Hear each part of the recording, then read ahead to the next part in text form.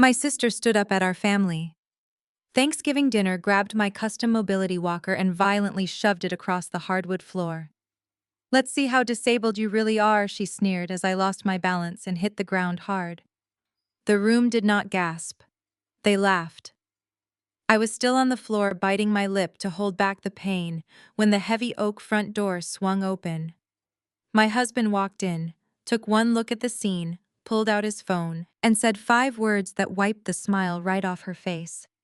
Before I share exactly what he said and how it destroyed her perfect life, let me know where you are watching from in the comments below. Hit that like button and subscribe if you believe karma always collects its debts. My name is Aliyah. I am 33 years old and the founder and chief executive officer of a premier data analytics firm in Atlanta. But in my parents' sprawling estate in Buckhead, my accomplishments meant absolutely nothing. To them, I was just the defective daughter. I was diagnosed with multiple sclerosis in my 20s. The illness changed my life, forcing me to rely on a mobility walker on my bad days. While I used my diagnosis as fuel to build a company from the ground up, my parents, Yvonne and Calvin, treated my disability like a stain on their carefully curated social image. They were status-obsessed socialites who hosted charity galas and attended high society luncheons, always projecting an illusion of flawless African-American excellence.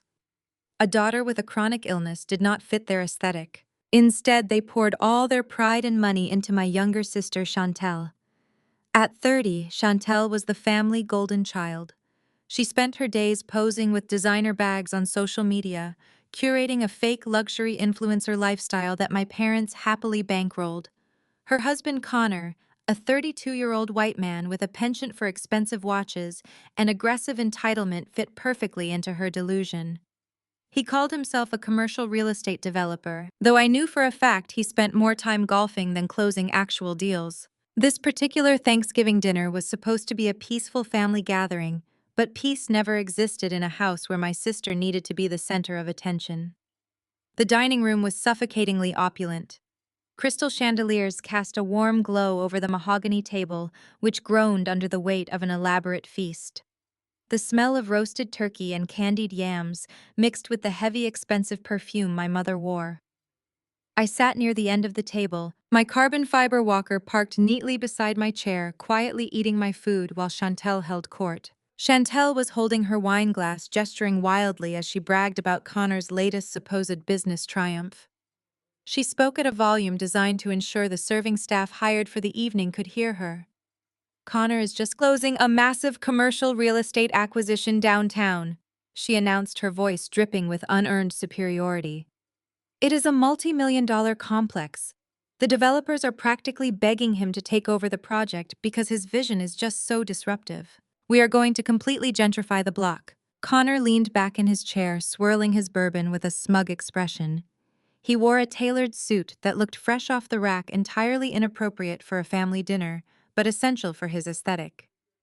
"It is a complex market," Connor chimed in, using the condescending tone he always reserved for me. "You really have to understand the macroeconomic trends to play at this level. We are talking high-yield returns. I am bringing in foreign investors who recognize my unique strategy. It is not something the average person could navigate." I chewed my food slowly, listening to the hollow buzzwords falling from his mouth. As someone who ran a data analytics firm that audited high-level corporate compliance, I knew a grifter when I heard one. Connor was spouting corporate jargon that meant absolutely nothing.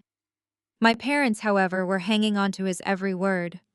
My father, Calvin, nodded approvingly, raising his glass to Connor. "That is exactly the kind of ambition this family represents," my father said, intentionally avoiding my gaze. "You have to think big to win big." I set my fork down. The fatigue from my multiple sclerosis had been flaring up all week, making my muscles ache and my patience dangerously thin. I had intended to stay quiet to endure the dinner and leave as soon as it was polite. But the sheer arrogance radiating from Connor was suffocating. "That sounds incredibly ambitious, Connor," I said calmly, keeping my voice even. "But how exactly are you navigating the new commercial zoning permits for that specific district?" The city council just passed a moratorium on high-density development in that area last month, pending environmental reviews. Without those permits, foreign investors usually pull their backing immediately. Are you restructuring the acquisition through a holding company to bypass the local ordinance? The dining room went dead silent. The clinking of silverware stopped. Connor's smug smile froze on his face. He blinked, completely blindsided by a basic logical question about the industry he claimed to dominate. A faint flush of red crept up his neck as he scrambled for an answer. Well, he stammered, shifting uncomfortably in his chair. The zoning as it is a fluid situation. My legal team is handling the granular details. You wouldn't really grasp the nuances of the municipal loopholes we are utilizing. I was deflecting, masking his incompetence with aggressive condescension. But before I could ask a follow-up question, Chantel slammed her hand down on the table. The crystal glasses rattled. Why do you always do this? Chantel snapped, her eyes narrowing with vicious anger. Why do you always have to ruin everything with your depressing negative energy? We are trying to celebrate my husband's success, and you just have to sit there trying to sound smart because you are miserable. I looked at my sister, completely unbothered by her tantrum. I asked a simple question about zoning, Chantel. If he is managing a multi-million-dollar project, he should know the answer. My mother, Yvonne, immediately jumped to Chantel's defense. Aaliyah, that is enough, she scolded, her tone dripping with disappointment. Your sister is sharing wonderful news and you are interrogating her husband like a tax collector. Stop ruining the mood just because you are sitting at home all day doing nothing. I took a deep breath, the familiar sting of their dismissal washing over me. They truly believed I was an unemployed burden simply because my illness kept me working from my home office most days. They had no idea I was running a highly profitable enterprise. I reached for the handles of my mobility walker, preparing to stand up and excuse myself from the table. I refused to sit there and be spoken to like a bitter child. But as my fingers wrapped around the grips of my walker, Chantel stood up abruptly. Her chair screeched against the floor. She marched over to my side of the table, her face contorted with a vicious, ugly rage. She did not just want to verbally put me down, she wanted to humiliate me. You always use this thing to get sympathy, Chantel hissed, gesturing at my mobility aid. You sit there acting like some tragic victim, expecting everyone to cater to you. Let us see how disabled you really are. Before I could react, Chantel grabbed the frame of my custom walker and violently shoved it away from me. The walker skidded across the smooth hardwood floor, crashing hard into a heavy mahogany credenza across the room. I was in the middle of shifting my weight to stand. Without the support of the walker, my legs, weakened by the neurological misfires of my multiple sclerosis, simply gave out. Gravity took over. I pitched forward, throwing my hands out to catch myself, but I hit the hardwood floor with a sickening thud. Pain shot through my knees and my shoulder. The shock of the impact knocked the breath from my lungs. I lay there for a moment, disoriented, the cold floor pressing against my cheek. I waited for the sounds of chairs pushing back. I waited for my mother to gasp, for my father to rush over and help me up. I waited for anyone to ask if I was hurt. Instead, I heard laughter. A harsh, cruel chuckle erupted from Connor. Man, that was dramatic, he muttered, taking another sip of his bourbon. My mother sighed heavily, sounding deeply annoyed rather than concerned. Aaliyah, really, my mother said. Get up from the floor. You are embarrassing yourself in front of the staff. My father said absolutely nothing, just continued cutting his turkey, as if his eldest daughter had not just been assaulted by his youngest. Chantel stood over me, looking down with a victorious smirk. I told you she was faking it, Chantel announced to the room. She just wants attention. I bit my lip hard, tasting copper, refusing to let them see me cry. The physical pain was sharp, but the emotional betrayal was a gaping wound. My own family was laughing while I lay helpless on the floor. I placed my hands flat against the wood, trying to gather the strength in my shaking arms to push myself up. It was humiliating.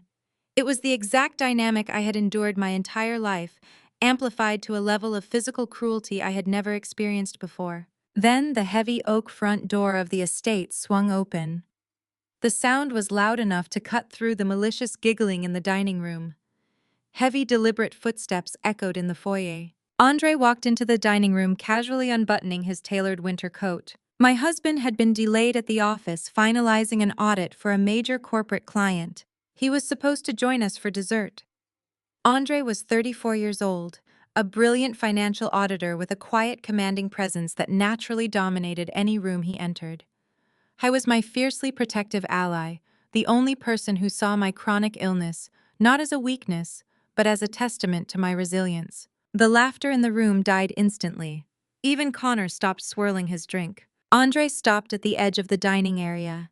His eyes swept the room. He saw Chantel standing triumphantly. He saw the mobility walker crashed against the credenza. He saw my parents calmly eating, and then he saw me struggling on the floor. He did not scream. He did not posture aggressively or start throwing punches. Andre operated with the cold, calculated precision of a man who dealt in facts and numbers. He walked directly to me, his steps silent and purposeful. He knelt down, wrapping his strong arms around me, and gently lifted me to my feet.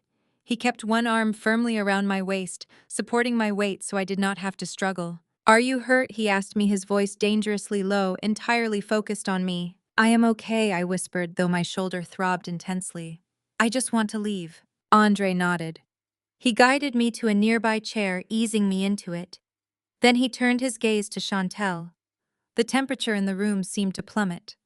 Andre possessed an icy authority that deeply unsettled my family, mostly because he refused to play their social climbing games. Chantel shifted uncomfortably under his stare. She tripped. Chantel lied quickly, her voice pitching an octave higher. "She is so clumsy." Andre ignored her excuse. He reached into his coat pocket and pulled out his phone. The screen cast a faint glow on his face as he swiped it open. As a top-tier forensic financial auditor, Andre had access to public records, banking networks, and legal filings that the average person never saw.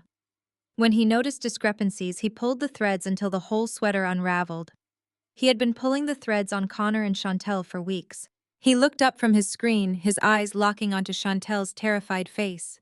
He did not raise his voice, he simply delivered the execution. "Your foreclosure notice just cleared." 5 words. 5 words delivered with the weight of an anvil dropping from the sky. The dining room fell into a deathly, suffocating silence. You could hear a pin drop. Chantel's smug, victorious smile vaporized, instantly replaced by a look of sheer, unadulterated panic.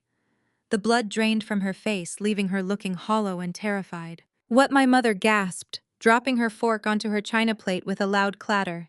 "Foreclosure. What is he talking about, Chantel?" Chantel opened her mouth, stammering a frantic, breathless denial. "He is lying. He is just making things up because he is mad about Aaliyah falling down. Mom, he is just being vindictive. We are doing fine. Connor's deal is closing next week. Tell them, Connor. Tell them he is lying." She looked wildly at her husband, desperate for backup. But Connor was not looking at her. He was staring down at his lap. At that exact moment, the silence was shattered by a harsh, mechanical buzzing. Connor's phone, resting on the table next to his bourbon glass, began vibrating violently. It buzzed once, then twice, then a rapid, continuous succession of urgent alerts lighting up the screen. The notification banners were visible to everyone sitting near him.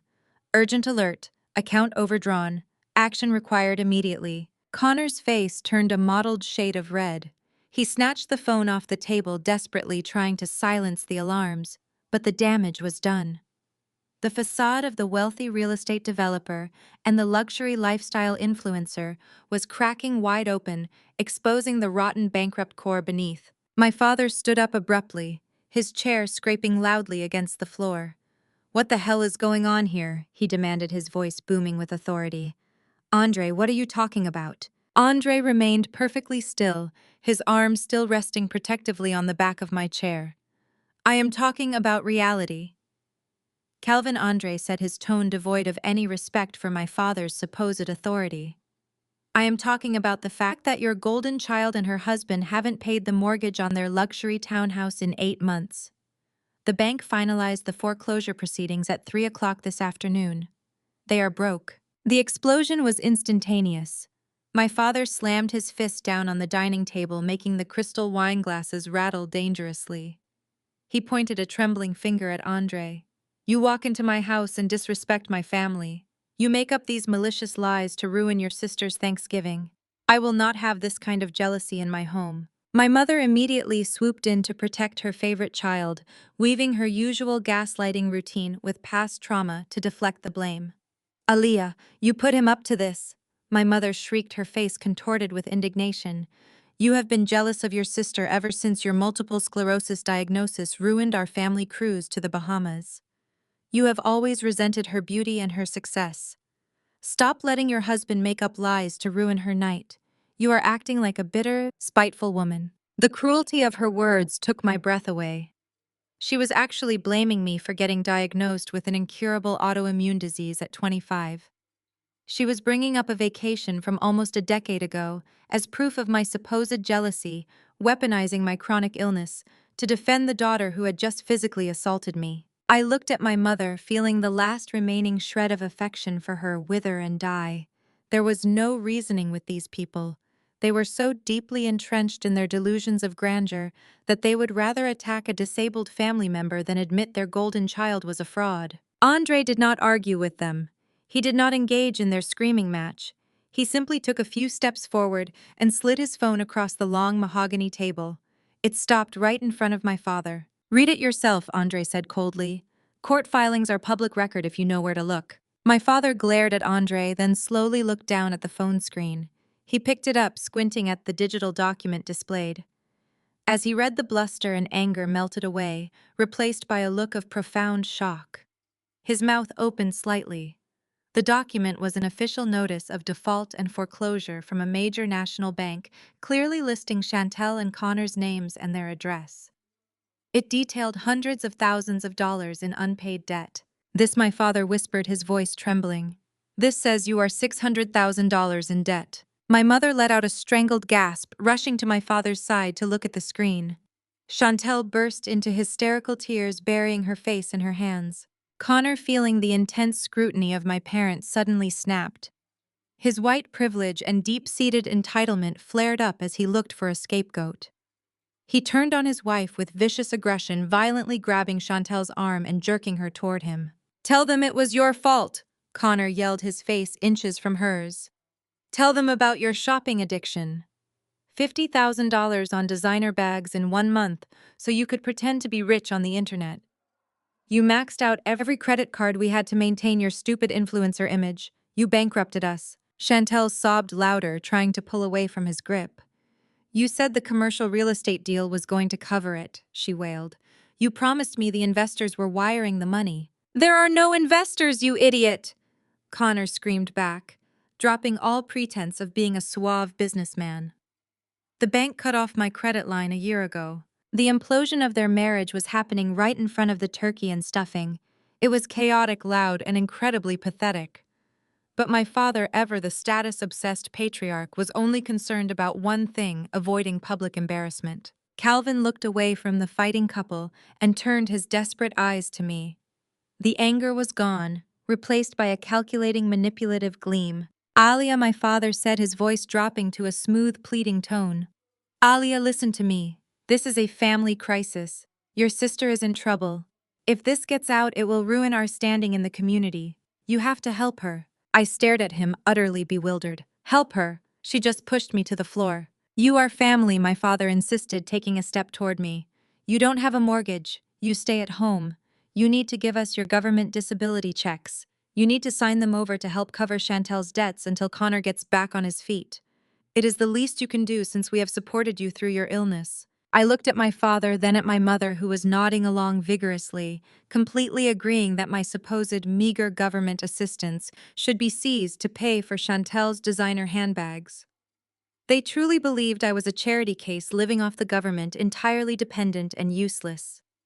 They wanted to strip me of the little resources they assumed I had to save the daughter who abused me. I slowly reached for my carbon fiber mobility walker, gripping the handles tightly. I pulled myself up, standing tall despite the ache in my shoulder. I looked at the two people who brought me into this world, and I felt nothing but cold, absolute resolve. I dusted off the front of my dress, adjusting my posture. I looked my father dead in the eyes and delivered the first piece of truth that would shatter their world. I haven't cashed a disability check in 6 years, Dad. The confusion on his face was palpable. What are you talking about? He stammered. How are you paying your bills? I didn't answer him. I didn't owe these people an explanation of my wealth. I looked at Andre, who retrieved his phone from the table and walked back to my side. "We are leaving," I said. Without another word, Andre and I turned our backs on the screaming, panicked mess of a family. We walked out the heavy oak doors, leaving them drowning in their own financial ruin and toxic confusion. The night was cold, but as we got into our car, I had never felt more powerful. But I knew this wasn't the end. It was just the beginning of the reckoning. My sister stood up at our family. Thanksgiving dinner grabbed my custom mobility walker and violently shoved it across the hardwood floor. "Let's see how disabled you really are," she sneered as I lost my balance and hit the ground hard. The room did not gasp. They laughed. I was still on the floor biting my lip to hold back the pain when the heavy oak front door swung open. My husband walked in, took one look at the scene, pulled out his phone, and said 5 words that wiped the smile right off her face. The buzzing of Connor's phone was the only sound in the room for 3 agonizing seconds. It vibrated against the mahogany table like a trapped hornet, the screen lighting up again and again with urgent bank notifications. The sheer panic draining the color from Chantel's face was a masterpiece to witness. But in my family, reality was always secondary to reputation. My father, Calvin, stood up so fast, his heavy dining chair scraped violently against the floorboards. He slammed his fist down onto the table. The crystal wine glasses violently rattled, spilling expensive red wine onto the pristine white tablecloth. The 2 hired servers standing near the kitchen doorway froze in absolute terror. "You do not walk through my front door and disrespect this family," my father roared, his chest heaving under his tailored suit. "You do not come into my home on Thanksgiving and throw around malicious lies just to ruin your sister-in-law's night. Who do you think you are, Andre?" My husband did not flinch. He kept one arm firmly wrapped around my waist, supporting my weight, while my legs still trembled from the fall. Andre operated in facts ledgers and undeniable truths. He looked at my father with the kind of calm pity you reserve for a delusional child. "I am not making anything up," Calvin Andre said, his voice deadly quiet. "I am telling you that the luxury lifestyle you love bragging about to your country club friends is funded by phantom money. They are broke." Before my father could explode again, my mother Yvonne swooped in. She rushed around the table to wrap her arms protectively around Chantel, who was now clutching her chest and forcing out dry, theatrical sobs. My mother glared at me with a hatred so pure it took my breath away. "You put him up to this," my mother shrieked, pointing a manicured finger directly at my face. "You are doing this on purpose. You have been jealous of your sister ever since your multiple sclerosis diagnosis ruined our family cruise to the Bahamas." The sheer audacity of the statement hit me like a physical blow. She was rewriting history right in front of me, twisting my chronic illness into a weapon. "I was 25 years old when I got that diagnosis, Mom," I said, keeping my voice dangerously level despite the throbbing pain in my shoulder. "I was in a hospital bed hooked up to intravenous steroids because I was losing the ability to feel my own legs. I was terrified. And your first reaction was to scream at the doctors because the travel agency refused to refund your luxury suite deposit." My mother did not miss a beat, her face contorted with vicious indignation. "You chose to have that flare-up the week before we were supposed to leave. You always have to make everything about you." Chantel was supposed to meet her future husband's family on that trip, and you ruined the entire itinerary just to play the victim. You have spent the last 8 years using your illness as an excuse to sit at home and be bitter. And now you are letting your husband make up financial rumors because you cannot stand seeing Chantel married to a successful commercial developer. I looked at my mother, absorbing the full weight of her delusion. She actually believed my autoimmune disease was a calculated inconvenience to her social calendar. To Yvonne and Calvin, African American excellence meant perfect appearances, perfect health, and perfect wealth. My custom mobility walker was a glaring neon sign that their genetics were flawed. Chantel, with her fake designer bags, and her arrogant white husband, was their true legacy. Chantel peeked out from behind my mother's shoulder, her face tear-stained, but her eyes burning with malice. "She hates that Connor is a provider," Chantel cried out, her voice trembling with practiced fragility. "She hates that I have a real man who takes care of me while she sits in her house all day doing absolutely nothing. She tripped over her own clumsy feet tonight, and now she is trying to punish me for it." Connor finally snapped out of his paralyzed state. He snatched his vibrating phone off the table and shoved it into his jacket pocket. His white privilege flared up instantly, masking his financial incompetence with aggressive bluster. He turned to my father, straightening his posture to look as commanding as possible. "Calvin, it is a banking error," Connor declared, waving his hand dismissively. "It is a simple wire transfer issue. My overseas investors moved a massive sum of capital this morning, and it triggered an automated compliance hold with the Federal Reserve. You know how the feds are with international funds right now. They freeze the accounts for 48 hours as a standard security measure. It is a minor liquidity hiccup. Andre is just a low-level accountant who does not understand how high-yield commercial acquisitions operate." It was a spectacular lie woven together with enough corporate jargon to sound completely plausible to someone who desperately wanted to believe it. And my father wanted nothing more than to believe it.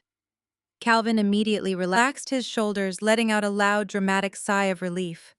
He looked at Andre with absolute disgust. "You hear that?" my father sneered. "A banking error, an international compliance hold. But you come in here making wild accusations about foreclosures, trying to tear down a successful businessman, just to make your disabled wife feel better about her miserable life." My mother stepped away from Chantel and marched toward me. Her eyes were dark and commanding. "You are going to apologize, Aaliyah," my mother demanded. "You are going to get down on your knees and apologize to your sister and to Connor. You provoked her. That is why you fell. You deliberately upset her with your stupid questions about zoning permits. You are a bitter, spiteful woman, and if you do not apologize right now, you can leave this house and never come back." The room waited for my response.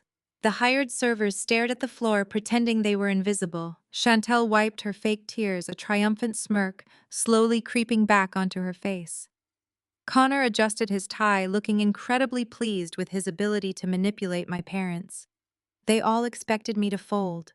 They expected the sick, disabled daughter to lower her head and beg for forgiveness just to keep the peace. I felt the sharp, aching pain radiating down my spine. I looked across the room at my carbon fiber mobility walker, lying sideways against the mahogany credenza where Chantel had violently shoved it. I thought about the thousands of hours I had spent in physical therapy, fighting for every single step. I thought about the late nights I spent building my data analytics firm, from my home office securing massive corporate contracts, while my family assumed I was collecting government handouts. I was done shrinking to make them feel tall. I was done allowing them to use my multiple sclerosis as a punchline for their insecurities. Andre felt the shift in my posture. He knew I did not need him to fight my battles, but he was always there to hand me the ammunition. He did not raise his voice. He did not argue with my father's ridiculous defense of Connor. Andre simply reached into his coat pocket and pulled his phone back out. He tapped the screen, opening a highly secured encrypted file that he had compiled earlier that afternoon. He looked directly at my father. Andre did not argue. He simply slid his phone across the polished mahogany table, displaying the undeniable banking records. Connor practically threw his own violently buzzing device onto the floor and lunged across the dining table. He snatched Andre's phone right out from under my father's trembling hands, nearly knocking over a crystal gravy boat in the process. His pale face flushed a violent, blotchy crimson as his eyes darted rapidly across the brightly lit screen. I watched the arrogant, self-proclaimed real estate mogul dissolve into a cornered rat in a matter of seconds. The legal jargon of the foreclosure notice left absolutely no room for interpretation. He spun around and shoved the phone directly into Chantel's face, the screen nearly hitting her nose. "You stupid, vapid woman!" Connor roared, his voice cracking with a sudden vicious panic.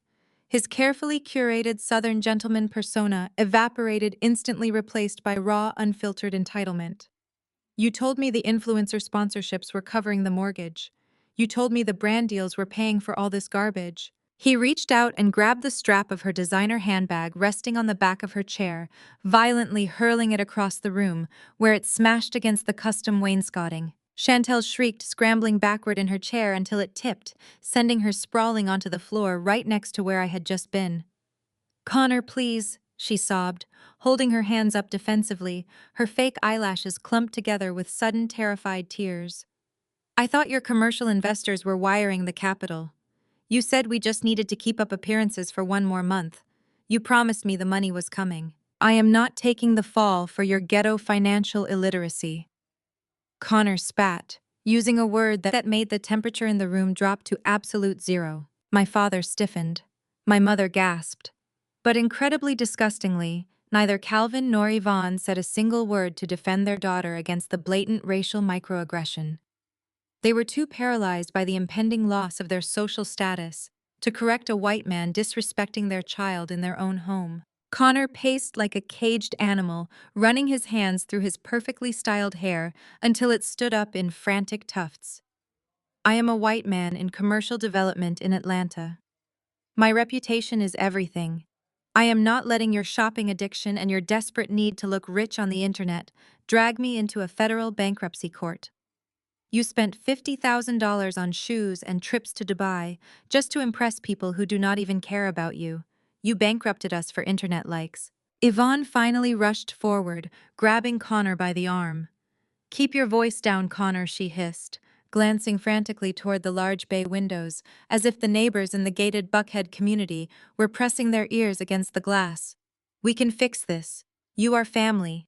We will just reorganize some assets. Calvin will call the bank in the morning. Get your hands off me! Yvonne, Connor snarled, yanking his arm away. With such force, my mother stumbled backward. There is no fixing this. The bank is seizing the townhouse. My credit is destroyed because I let her manage the escrow accounts. I am filing for divorce before the feds start looking at my business ledgers. He did not even look back at Chantel, who was now hyperventilating into her hands on the floor. Connor stormed out of the dining room, his heavy footsteps thudding against the hardwood. The heavy front door slammed shut so violently the crystal chandelier above us shuddered, casting fractured light across the ruined Thanksgiving feast. The silence he left behind was suffocating. My father stood at the head of the table, his chest heaving, his pristine image crumbling into dust. He looked at Chantel, who was a sobbing, ruined mess on the floor, and then his eyes slowly tracked over to me. The panic in his eyes quickly morphed into a cold, calculating desperation. Calvin was a man who solved problems with money, and right now he needed a scapegoat to produce it. Alia, my father said, his voice dropping into a demanding, authoritative register that I knew all too well. This is a family emergency. The media cannot catch wind of this. If the Atlanta blogs find out Chantel is being foreclosed on, your mother's charity board will strip her of her presidency. We need liquid cash right now to stall the bank tomorrow morning. I stared at him, utterly bewildered by his mental gymnastics. Help her, I repeated, my voice dangerously calm. She just shoved me to the ground, Dad. She assaulted me because I asked a simple question about zoning permits, and you want me to help her. You do not have a mortgage, my father said, waving his hand, as if my financial stability was a mere convenience for him to exploit. You stay at home all day. You do not have overhead. You need to give us your government disability checks. He actually started doing the math in his head, pacing slightly. You have been on the system for years. If you have been saving that money like you should have been, there has to be tens of thousands in that account. We need it, Aaliyah. You need to sign those funds over to us to bail your sister out immediately. Yvonne nodded vigorously, wiping a tear from her own eye, completely on board with stealing from her disabled daughter to save her golden child. Yes, Aaliyah, my mother pleaded, her tone shifting from aggressive to manipulative. You get that direct deposit every single month. You have been hoarding it for years while your sister has been out here actually trying to build a brand and secure a future. You need to sign those checks over to us until we can get Chantel a new lawyer. It is the least you can do since we have supported you through your illness. The sheer audacity of the demand hit me harder than the physical fall. They truly believed I was a charity case. When I was first diagnosed with multiple sclerosis, my father had cornered me in my cramped starter apartment and told me that applying for disability was a humiliation to his legacy. He told me I would be a leech on the system, a burden to society, and a stain on his perfect family tree. He had weaponized my need for assistance back then to make me feel small. Now he was trying to weaponize that same assumption to save his favorite child. They wanted to strip me of the minimal resources they assumed I had, completely ignoring the fact that I was an autonomous adult with my own household. They wanted me to fund the very woman who had just mocked my mobility and pushed me to the floor. I slowly reached down and gripped the cold carbon fiber handles of my custom mobility walker. My shoulders screamed in protest from the impact of the fall, sending a sharp shooting pain down my spine, but I ignored it. I pulled myself up, locking my knees, standing as tall as my damaged body would allow. I looked at the two people who brought me into this world, the two people who valued a fake luxury aesthetic over my literal physical safety. Andre stepped right beside me. He did not say a word to my parents. He did not need to. His presence was a solid, immovable wall of protection. He gently took his phone back from where Connor had dropped it on the table and slid it into his pocket. He placed a warm, steadying hand on the small of my back, silently communicating that he was ready whenever I was. I dusted off the front of my designer dress, meticulously smoothing out the wrinkles. I adjusted my posture, ensuring I was looking directly down my nose at Calvin and Yvonne. I looked my father dead in the eyes and delivered the first drop of poison that would completely destroy their reality. I haven't cashed a disability check in 6 years, Dad. Andre and I turned our backs on them. We walked out the heavy oak doors, leaving them drowning in their own panicked confusion. The drive away from the sprawling Buckhead estate was wrapped in a thick, charged silence.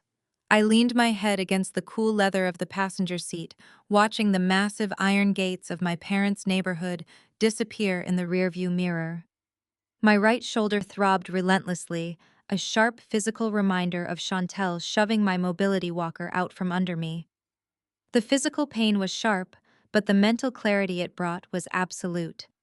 I glanced over at Andre. His hands gripped the steering wheel with such intensity his knuckles were white. He was not prone to yelling or throwing tantrums like the men in my family. Andre processed anger through action. We pulled into the driveway of our home, a stunning modern build of glass, steel, and dark wood, nestled in a quiet, highly affluent neighborhood just outside the city perimeter. We bought the property in cash 3 years ago. There was no mortgage, no underlying debt, and no stress. Just a beautiful sanctuary I had meticulously designed with the profits from my firm. Every doorway was widened, every floor transition was perfectly flush, and every room was tailored to accommodate my multiple sclerosis without ever looking clinical. My home was a testament to my survival and my success, a sharp contrast to the financial house of cards my parents and sister were currently living in. We walked inside, leaving the biting November air and the toxic wreckage of my family behind. But I knew Calvin and Yvonne well enough to know they were not done. My father would never let a public humiliation of that magnitude go unanswered. He would be looking for a way to spin the narrative, a way to make me the villain to protect his pristine social standing. I parked my carbon fiber walker by the custom-built kitchen island and poured a glass of water, trying to steady my breathing. Andre did not even bother taking off his suit jacket. He walked straight into his home office, a room dominated by a massive curved monitor setup and high-level encryption hardware. Andre was an apex predator when it came to numbers. By the time I walked in and sank into the deep leather sofa behind his desk, his fingers were already flying rapidly across the keyboard. He pulled up Connor's supposedly lucrative commercial real estate company. It took Andre less than 15 minutes of navigating through state registry databases and financial filings to completely slice through the corporate veil. Connor's business was a hollow shell company registered to a cheap virtual mailbox in a strip mall. There were no foreign investors. There were no high-yield commercial acquisitions. There were definitely no municipal zoning permits. It was just a flashy, empty facade designed to funnel borrowed money into Chantel's fake luxury lifestyle. Then Andre frowned. The steady, rhythmic clicking of his keyboard stopped abruptly. He leaned closer to the screen, his dark eyes narrowing into a dangerous glare. I knew that specific look. It was the exact look he got when a routine corporate audit suddenly turned into a federal crime scene. "What is it?" I asked, my voice tight. I pushed myself off the sofa and walked around to stand behind his heavy office chair. Andre pulled up a highly secure commercial credit inquiry report. It was not Connor's report. It was mine. He pointed a steady finger at a massive, glaring line item that had mysteriously appeared on my record just 6 months ago. It was a small business loan issued by a major national bank. The principal amount was exactly $350,000. The blood drained from my face, leaving me cold and lightheaded. I stared at the glowing screen, my mind racing to make sense of the numbers. I never took out a commercial loan. Sentinel Data Analytics generated 8 figures in annual revenue, and my company was entirely self-funded from day one. I did not owe a single bank a dime. I leaned down, bracing my hands on the edge of the desk, reading the granular details of the filing. The loan was registered under a newly formed subsidiary limited liability company, completely disconnected from my actual business entity, but it was legally and irrevocably tied directly to my social security number. Pull the origination documents, I ordered, my voice dropping to a harsh whisper. Andre bypassed the standard security prompts and pulled the digital scans of the original loan application. There, at the bottom of the promissory note, staring back at me in stark black and white, was my signature. Except it was not my signature. It was a sloppy, hurried forgery that vaguely mimicked the loop of my letters. And right below it, listed as the primary corporate guarantor and operating business partner, was Chantel's legal name. A cold, heavy realization settled deep into the pit of my stomach, quickly hardening into absolute rage. Chantel and Connor did not just run out of money playing pretend on the internet. They actively stole my identity to keep their pathetic charade going. They forged my signature to secure a $350,000 cash injection. I looked at the exact date of the loan origination. It perfectly aligned with Chantel's sudden, highly publicized luxury trip to Dubai and Connor's spontaneous purchase of a brand new Porsche 911. They financed their fake wealth by shackling me to a massive fraudulent federal debt. The psychological cruelty of their crime was staggering. They chose me because they thought I was the perfect helpless victim. In their arrogant minds, I was an unemployed, chronically ill woman surviving on meager government assistance. They assumed I completely lacked the financial literacy to ever monitor my commercial credit reports, and they assumed I lacked the physical energy to fight back, even if I did find out.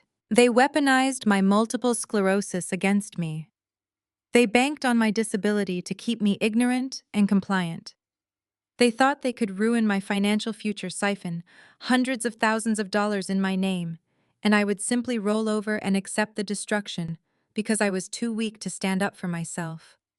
Chantel violently pushing my mobility walker across the dining room floor earlier that evening was just a physical manifestation of what she had already done to my finances. Anger, hot and searing, burned through my veins, temporarily erasing the pain in my shoulder.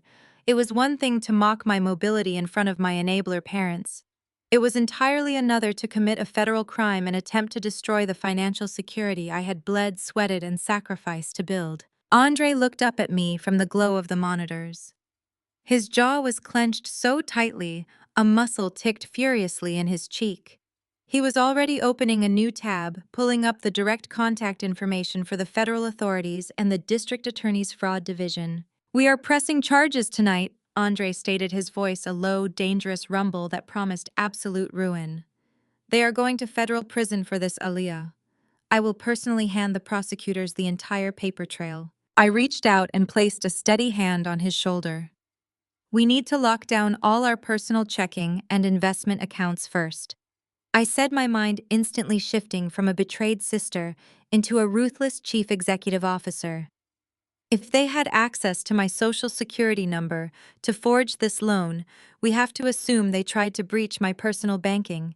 We freeze everything right now. Before Andre could type another command into the keyboard, a sharp, ringing sound shattered the tense silence of the office. My cell phone resting on the edge of the desk began to ring. I picked up the phone. The caller ID did not show a name, a business, or a geographical location. The screen simply displayed a restricted number. Given the lateness of the hour and the massive financial bomb we had just uncovered, my instincts screamed at me to answer it. I tapped the green button, accepted the call, and lifted the phone to my ear. I did not say a word, waiting for the caller to speak first. A crisp, highly professional voice echoed through the receiver. "Am I speaking with Aaliyah?" the woman asked, her tone completely devoid of any warmth. I confirmed my identity, keeping my breathing steady. "This is the Fraud Prevention and Asset Recovery Division at Horizon National Bank," the representative stated coldly. "We are calling regarding the immediate default status of a $350,000 commercial loan attached to your Social Security number." We need to discuss the immediate seizure of the collateral assets listed on your account. I tightened my grip on the phone, my heart hammering against my ribs. I kept my voice perfectly level, stripping away any trace of panic. I informed the representative that I had absolutely no knowledge of this commercial loan, nor had I ever authorized any line of credit with Horizon National Bank. The woman on the other end of the line did not soften her tone. She recited a standard rigid corporate script, informing me that the digital signatures matched my identifying information exactly. She stated that the $350,000 had already been disbursed into a secondary business account and subsequently depleted. I asked her what triggered the immediate default. She explained that their automated security systems had flagged several suspicious international wire transfer attempts earlier today. Someone had tried to move massive sums of the remaining capital to offshore accounts, which triggered a federal compliance hold. That matched perfectly with Connor's pathetic lie at the dinner table about his foreign investors. He was not waiting for an influx of capital. I was trying to hide the stolen money before the bank realized they could not make the monthly payments. I took a slow, deep breath, anchoring myself to the reality of the situation. A commercial loan of that magnitude, especially one registered to a newly formed limited liability company, required heavy backing. It required a physical, undeniable asset to secure the funds. I asked her what specific assets were listed as collateral on the origination documents. I heard the sharp clacking of her keyboard through the receiver. The representative coldly read back the address of a sprawling multi-million-dollar residential property in Buckhead. She read out the exact street address, the zip code, and the parcel number of the estate I had just walked out of less than an hour ago. I felt the blood completely drain from my face. My voice dropped to a harsh whisper as I asked her to confirm the legal names of the CO signers on the loan. She read off Calvin and Yvonne without a single second of hesitation. I ended the call. I placed the phone face down on the smooth glass surface of Andre's desk. The silence in the office was suffocating heavy with the weight of an unimaginable betrayal. I looked at my husband. He had heard every single word. My parents did not just turn a blind eye to Chantel and Connor stealing my identity. They did not just politely ignore their golden child's financial crimes. They actively participated in the fraud. They co-signed the loan. They willfully used my social security number as the primary borrower to shield Chantel from any financial liability, knowing her credit was already ruined by her lavish spending. They willingly offered up their own prized mansion as collateral because they were absolutely certain I would never find out. Or worse, they believed that if I did find out, I would be too weak, too sick, and too compliant to fight back. This was not just financial abuse. This was a calculated, malicious sacrifice. My mind instantly flashed back to the day my multiple sclerosis progressed to the point where I needed a custom mobility walker just to get around my own house. I had swallowed my pride and asked my parents for a small temporary loan to cover the exorbitant out-of-pocket medical costs while I was trying to get my data analytics firm off the ground. My father had looked at me with utter disgust. He told me that responsible adults do not beg for handouts, and that applying for financial help was a humiliation to his legacy. He told me to take out a high-interest medical credit card and learn how to manage my own burdens. The very next day, my mother wired $30,000 directly into Chantel's bank account so she could fly to Paris for a luxury influencer retreat. They refused to help me walk, but they were perfectly willing to commit federal wire fraud to fund my sister's delusions of grandeur. They viewed my disability as a character flaw when I needed support, but they viewed it as the perfect cover when they needed a scapegoat. Andre did not offer empty platitudes. He did not tell me everything was going to be okay. He immediately turned his attention back to his dual monitors. His fingers flew across the keyboard as he accessed the property deed registries and the digital signature logs associated with the bank. With ruthless efficiency, Andre tracked the Internet Protocol addresses used to sign the fraudulent loan documents. He pulled up the exact geographical coordinates of the digital signatures. The documents were not signed at a local bank branch. They were not signed at a neutral business office. They were signed digitally originating directly from the dedicated wireless network inside my parents' Buckhead estate. They had all sat around that massive mahogany dining table, the exact same table where I had eaten Thanksgiving dinner tonight, and orchestrated my financial ruin. They probably drank expensive wine and laughed while they forged my name, completely comfortable with the idea of destroying my future so Chantel could keep buying designer handbags. I felt a cold, hard knot form in my chest. For years, I had internalized their rejection. I had accepted my role as the family disappointment. I let them treat my illness as an inconvenience to their social calendar because I believed that keeping the peace was better than facing the reality of their hatred. I had spent my entire adult life trying to prove my worth to people who only saw me as an exploitable resource. But tonight, the final thread of daughterly obligations snapped. They did not just want to exclude me from their perfect high society picture. They wanted to feed me to the wolves. The bank representative had made one thing crystal clear before we disconnected. Because the loan was now officially in default, and the funds were flagged under a federal compliance hold, the bank's asset recovery division was bypassing the standard grace periods. The bank did not care about family dynamics. They cared about mitigating their financial losses. And since the primary borrower was unreachable and the funds were gone, they were moving to seize the collateral immediately. My parents prized Buckhead Estate, the physical manifestation of their precious social status. The very house they used to look down on everyone else in Atlanta was going straight to the auction block. They had bet their entire kingdom on my silence, and they had just lost everything. I stood up from the leather sofa, pushing through the dull ache in my joints. I reached for my carbon fiber walker, my grip firm and resolute.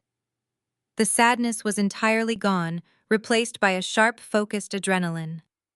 I looked at Andre, ready to tell him to pull the formal fraud affidavit so we could submit it to the federal authorities right this second. I wanted the police at their front door before sunrise.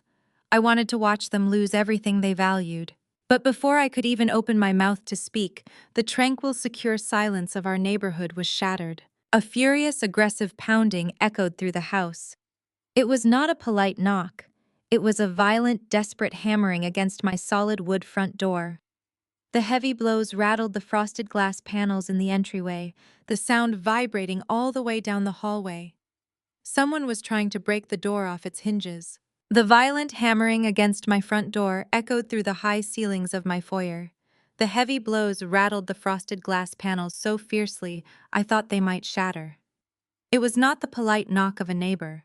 It was the desperate, aggressive pounding of people who believed they owned the right to knock down any door standing in their way. Andre stepped forward immediately, his broad shoulders squaring as he moved toward the entryway. I reached out and caught the sleeve of his shirt. I tightened my grip on the handles of my carbon fiber walker, grounding my feet against the polished hardwood floor. I shook my head silently, telling him that I was going to handle this. I had spent my entire life retreating from their loud voices and explosive tantrums. I was not retreating inside my own house. I unlocked the deadbolt and pulled the door open. My parents practically shoved their way past the threshold before the door was even fully unlatched. Yvonne and Calvin stumbled into my foyer, bringing the freezing November air and the stench of their own panic inside with them. The pristine, untouchable facade they projected at the Thanksgiving dinner table was completely gone. My father's expensive silk tie was yanked loose around his neck. My mother's designer coat was buttoned unevenly, her carefully sprayed hair slightly disheveled. They looked like two people fleeing a burning building, and they had come here specifically to throw me into the flames to cover their escape. My mother did not ask how I was feeling. She did not ask if my shoulder was injured from her golden child violently shoving me to the dining room floor. She did not express a single ounce of remorse. Instead, Yvonne marched directly into the center of my living room, dropped her luxury handbag onto my sofa, and pointed a shaking finger at my face. "You need to call the bank right now." "Aaliyah!" My mother commanded, her voice shrill and trembling with frantic entitlement. "You need to call the fraud department back this exact second and tell them you authorized that commercial loan. You need to tell them it was a massive misunderstanding and that Chantel is a documented partner on your accounts." I stared at her, genuinely wondering if the panic had caused her to lose her grip on reality. I let out a sharp, humorless laugh. "You broke into my home in the middle of the night to demand that I confess to a federal financial crime. You want me to tell a national bank that I willingly authorized a $350,000 loan that I never saw a single penny of. It is not a crime if you retroactively authorize it, my father boomed, stepping up beside my mother to form a united front of absolute delusion. His chest puffed out, reverting to the authoritarian patriarch persona he used to terrorize our extended family. Calvin glared down at me, completely ignoring Andre, who was standing quietly just a few feet away, watching them dig their own graves. We are in a state of emergency. Aaliyah, my father, continued, his face flushing a deep, dangerous red. Connor is facing federal wire fraud charges if that compliance hold is not lifted. The bank is threatening to seize our estate by Monday morning because we co-signed the documents. You know what that means. If the Asset Recovery Division puts a public lien on our property, the local media will find out. The church congregation will find out. Your mother will be stripped of her position on the charity board. We will be laughingstocks in Atlanta. And that is my problem, because I asked, keeping my voice deadpan and steady. Because you are family, my mother shrieked, stomping her foot like a petulant toddler denied a toy. You are supposed to protect this family. Chantel is on the verge of securing a massive brand partnership with a major cosmetics line. Her influencer career is finally about to take off. If the blogs get hold of a federal fraud indictment, her entire brand is ruined. She will lose her sponsorships. Connor will lose his real estate license. They will go to federal prison. Aaliyah. I gripped my walker, leaning forward slightly. Then they should have thought about federal prison before they forged my social security number to fund a trip to Dubai and a new Porsche. They stole my identity, Mom. They committed identity theft, and you helped them do it. You co-signed a fraudulent loan using your disabled daughter as the primary target because you thought I was too stupid to catch you. You do not need a pristine credit score. Aaliyah, my mother fired back, waving her hands in the air with aggressive, dismissive energy. Look at yourself. You are homebound anyway. You have multiple sclerosis. You do not go anywhere. You do not travel. You do not do anything except sit in this house all day. You do not need a perfect financial record to sit on a couch. But Chantel has a future. Connor has a reputation to uphold in the commercial sector. Take the charge so your sister does not go to jail. It will just be a minor blemish on your record. You can declare bankruptcy. It does not matter for someone in your position. The sheer, unadulterated sociopathy of her statement echoed through the high ceilings of my living room. She genuinely viewed my existence as completely worthless. Because my immune system was attacking my nervous system, she decided my financial future was utterly disposable. She was actively demanding that I commit perjury, take a felony fraud charge, and destroy my credit history, so her healthy, able-bodied daughter could continue pretending to be rich on the internet. I looked at my father, expecting him to at least possess a shred of logical restraint. Instead, Calvin nodded in aggressive agreement with my mother. Your mother is absolutely right, my father barked, stepping closer to me in an attempt to use his physical size to intimidate me. You have been living a quiet, sheltered life, while we have been out in the world, maintaining the standard of excellence for this family name. When you first got diagnosed, we shielded you from the public eye. We let you hide away so people would not pity us. Now it is your turn to protect us. You call that bank Aaliyah. You clear Chantel's name, or you will regret it. I did not back away. I looked at the man who had always valued a country club membership over his own flesh and blood. I am not going to federal prison for a white man who just called my sister a ghetto liability in your own dining room, I stated, my voice dripping with absolute venom. And I am certainly not taking the fall for the sister who assaulted me and mocked my disability 2 hours ago. I am pressing full charges. I am handing the digital signature logs over to the district attorney. You, Mom, Chantel, and Connor are all going to face a judge for this. My father's face contorted into a mask of pure, unhinged fury. The vein in his forehead throbbed violently. He could not fathom a world where the daughter he deemed defective was refusing to follow his orders. He could not process the reality that his chosen scapegoat was fighting back. You ungrateful, bitter little failure! Calvin roared, spittle flying from his lips as he pointed a shaking finger at my face. You think you can defy me. You think you can stand here and threaten me in the very house I pay for. He reached into his tailored slacks and ripped his smartphone out of his pocket, holding it up like a weapon. He was breathing heavily, a feral, desperate gleam in his eyes. He actually believed he held the ultimate key to my survival. He genuinely thought my entire existence was still dependent on his charity. "You want to play hardball with me?" My father snarled, his thumb aggressively hovering over his phone screen. "I will call your landlord right now, Aaliyah. I will call the management company this exact second. I will tell them I am terminating the lease. I have been secretly paying your rent for years to keep you off the streets because you are too sick to hold down a real job. I will cut off the payments tonight. I will have you and your husband evicted and thrown out onto the pavement by Monday morning. Let us see how confident you are when you are homeless and crippled in the streets of Atlanta." My father held his phone up like a weapon, his thumb hovering over the screen, entirely convinced he held the power to destroy my life. He actually believed he was the benevolent landlord of my existence, graciously allowing his defective daughter to occupy a space in the world. He expected me to beg. He expected me to drop to my knees, cry, and surrender my identity to save Chantel from the federal consequences of her own greed. Yvonne stood right beside him, her chin tilted up, wearing a self-satisfied smirk, as if she had just won a chess match I did not even know I was playing. I did not raise my voice. I did not shed a single tear. I simply looked at the two of them standing in my foyer, radiating an unearned superiority that made my stomach turn. Without saying a word, I turned around and gripped the handles of my carbon fiber walker. I moved slowly but deliberately down the hallway, leaving them standing by the front door. "Where do you think you are going?" My father barked, his voice echoing off the high vaulted ceilings of my home. "You cannot walk away from me, Aaliyah. I am calling the management company right now. You and your husband will be out on the street by Monday morning.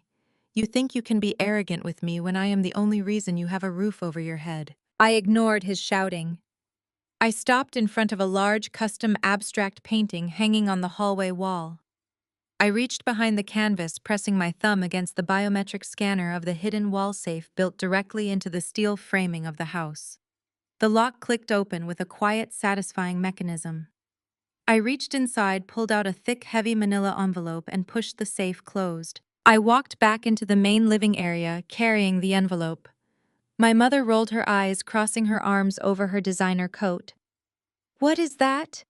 Yvonne sneered, her voice dripping with venom. "Your medical bills. Are you going to try and make us feel sorry for you again? We do not care about your medical debt, Aaliyah. You need to sign those loan authorization papers right now." I did not answer her. I walked up to the massive white quartz kitchen island that separated the living room from the dining area. I placed the envelope on the cool stone surface, opened the clasp, and pulled out a stack of crisp official legal documents stamped with the county seal. I slid the thick packet of paper straight across the smooth quartz. It glided effortlessly, stopping mere inches from my father's shaking hand. "Go ahead, Dad," I said, my voice deadpan, completely stripped of any emotion. "Call the landlord. Tell them you are terminating the lease." Calvin glared at me, his chest puffing out with aggressive indignation. He snatched the papers off the island, fully intending to mock whatever he thought I was showing him. But as his eyes focused on the bold black text at the top of the first page, the bluster instantly drained from his face. His mouth fell open, his eyes darting frantically across the paragraphs of legal jargon. It was the official warranty deed to the property. It clearly stated the purchase price of $1.2 million. Right below that, under the section for financing and mortgage liens, the space was entirely blank.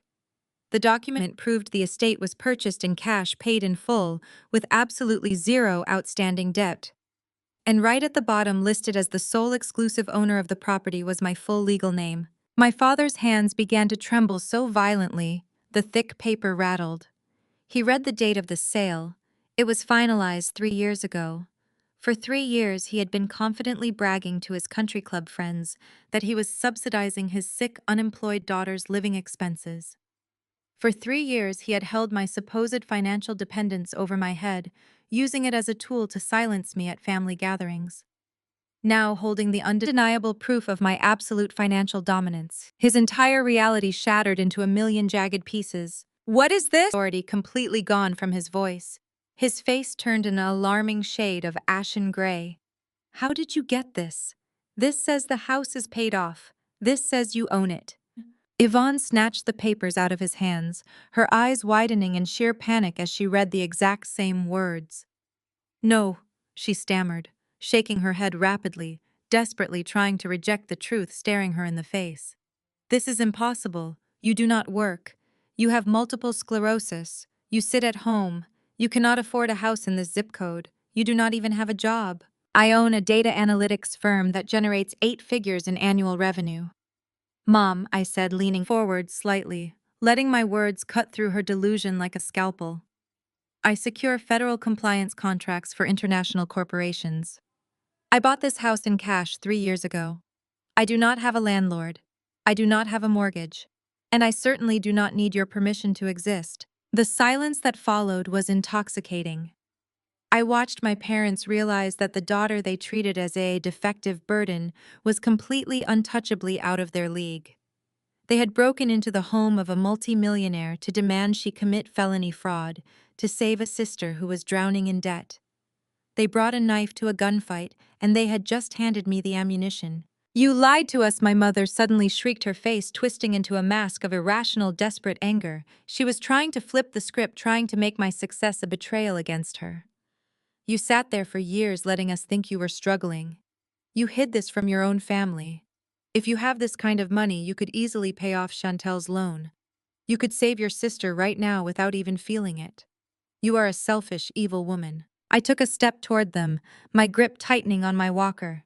Get out of my house, I commanded, my voice dropping to a dangerously low register. I will not say it twice. Calvin tried to open his mouth, perhaps to demand a loan, perhaps to try and assert his dominance one last time, but Andre stepped out from behind the kitchen island. My husband did not raise his fists. He simply stared at my father with the cold, dead eyes of a man who was fully prepared to physically throw them both into the street. You heard my wife, Andre said quietly. Leave. My father swallowed hard, his pride completely broken. He grabbed my mother by the arm, dragging her towards the foyer. Yvonne stumbled, her designer heels clicking frantically against the hardwood as she tried to maintain her balance. She was clutching her oversized luxury handbag, her chest heaving with panicked breaths as her entire worldview collapsed around her. I followed them to the front entryway, standing firm as they spilled out onto the front porch. The biting cold air whipped through the open door, but I felt incredibly warm. I watched them practically run down my paved driveway toward their luxury sedan, a car they likely leveraged to the hilt just to keep up appearances. As I reached out to pull the heavy oak door shut, my eyes caught a flash of bright color on the entryway rug. When my mother had stumbled in her nervous haste, she had fumbled with her oversized purse. A thick, glossy piece of cardstock had fallen out of her bag and landed face up on my floor. They were too busy retreating in absolute humiliation to even notice they had dropped it. I closed the door, turning the deadbolt until it locked with a heavy, satisfying thud. I slowly bent down and picked up the glossy paper. It was a beautifully designed high-end promotional flyer. The gold foil lettering caught the light of my foyer chandelier.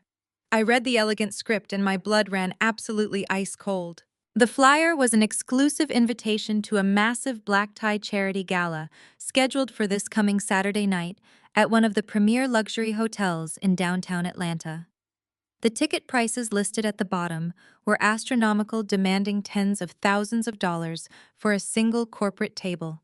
The official host of the evening was listed in bold, prominent letters, Chantel. But it was the title of the event that made a cold, furious fire ignite deep in my chest. The event was called The Invisible Fight, Raising Awareness for Chronic Neurological Illnesses. Below the title was a deeply manipulative, beautifully written paragraph detailing Chantel's supposed heartbreaking journey as the devoted, long-suffering sister of a woman battling severe multiple sclerosis. The text claimed that all proceeds from the evening would go directly to funding specialized care and advanced treatments for victims of neurological degradation. She was using my multiple sclerosis as a sob story. She was monetizing my disability. She was inviting the wealthiest elite in Atlanta, selling them a fabricated narrative of her own martyrdom, all while using my medical diagnosis to open their wallets. But because of the digital paper trail Andre and I had just uncovered, I knew exactly what this gala truly was. The funds from those wealthy donors were not going to multiple sclerosis research. There was no registered medical charity. The entire event was a massive illegal slush fund. Chantel and Connor were desperately throwing a high-ticket fundraiser to quietly funnel the donations into their own bank accounts so they could pay off their commercial real estate debts and save their townhouse from foreclosure. They were committing charity fraud on a massive scale using my illness as their primary marketing tool. I stood in the silence of my foyer, clutching the glossy flyer in my hand. The absolute depravity of my sister knew no bounds. She had pushed me to the floor tonight, mocking my inability to stand, while secretly planning to use that exact same disability to steal hundreds of thousands of dollars from corporate sponsors by the weekend. I did not panic. I did not cry. I felt a supreme, terrifying clarity wash over my mind. I turned around and walked back into the living room, holding the flyer out. I handed the glossy cardstock to Andre. He took it, his eyes scanning the gold foil text. I watched his jaw clench, a dangerous muscle ticking in his cheek, as his brilliant analytical mind instantly connected the dots. He recognized the financial maneuvering the second he read the ticket prices. He knew exactly what they were trying to do. I looked at my husband, the cold fire burning fiercely in my chest. "Cancel our weekend plans," I said, my voice sharp as broken glass. "We are going to a gala." The luxury hotel in downtown Atlanta was a fortress of polished marble and glowing chandeliers.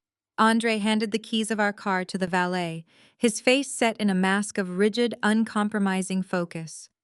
We stood outside the grand entrance of the ballroom, listening to the muffled sounds of a string quartet seeping through the heavy, soundproof double doors. A massive gold and black digital billboard was displayed in the lobby. The glowing letters read, "The Invisible Fight Gala hosted by Chantel." I looked at the billboard, a bitter taste flooding my mouth. My sister had spared no expense setting up the illusion of philanthropy. She had rented out one of the most exclusive venues in the city, undoubtedly using the stolen funds from the fraudulent commercial loan to secure the space.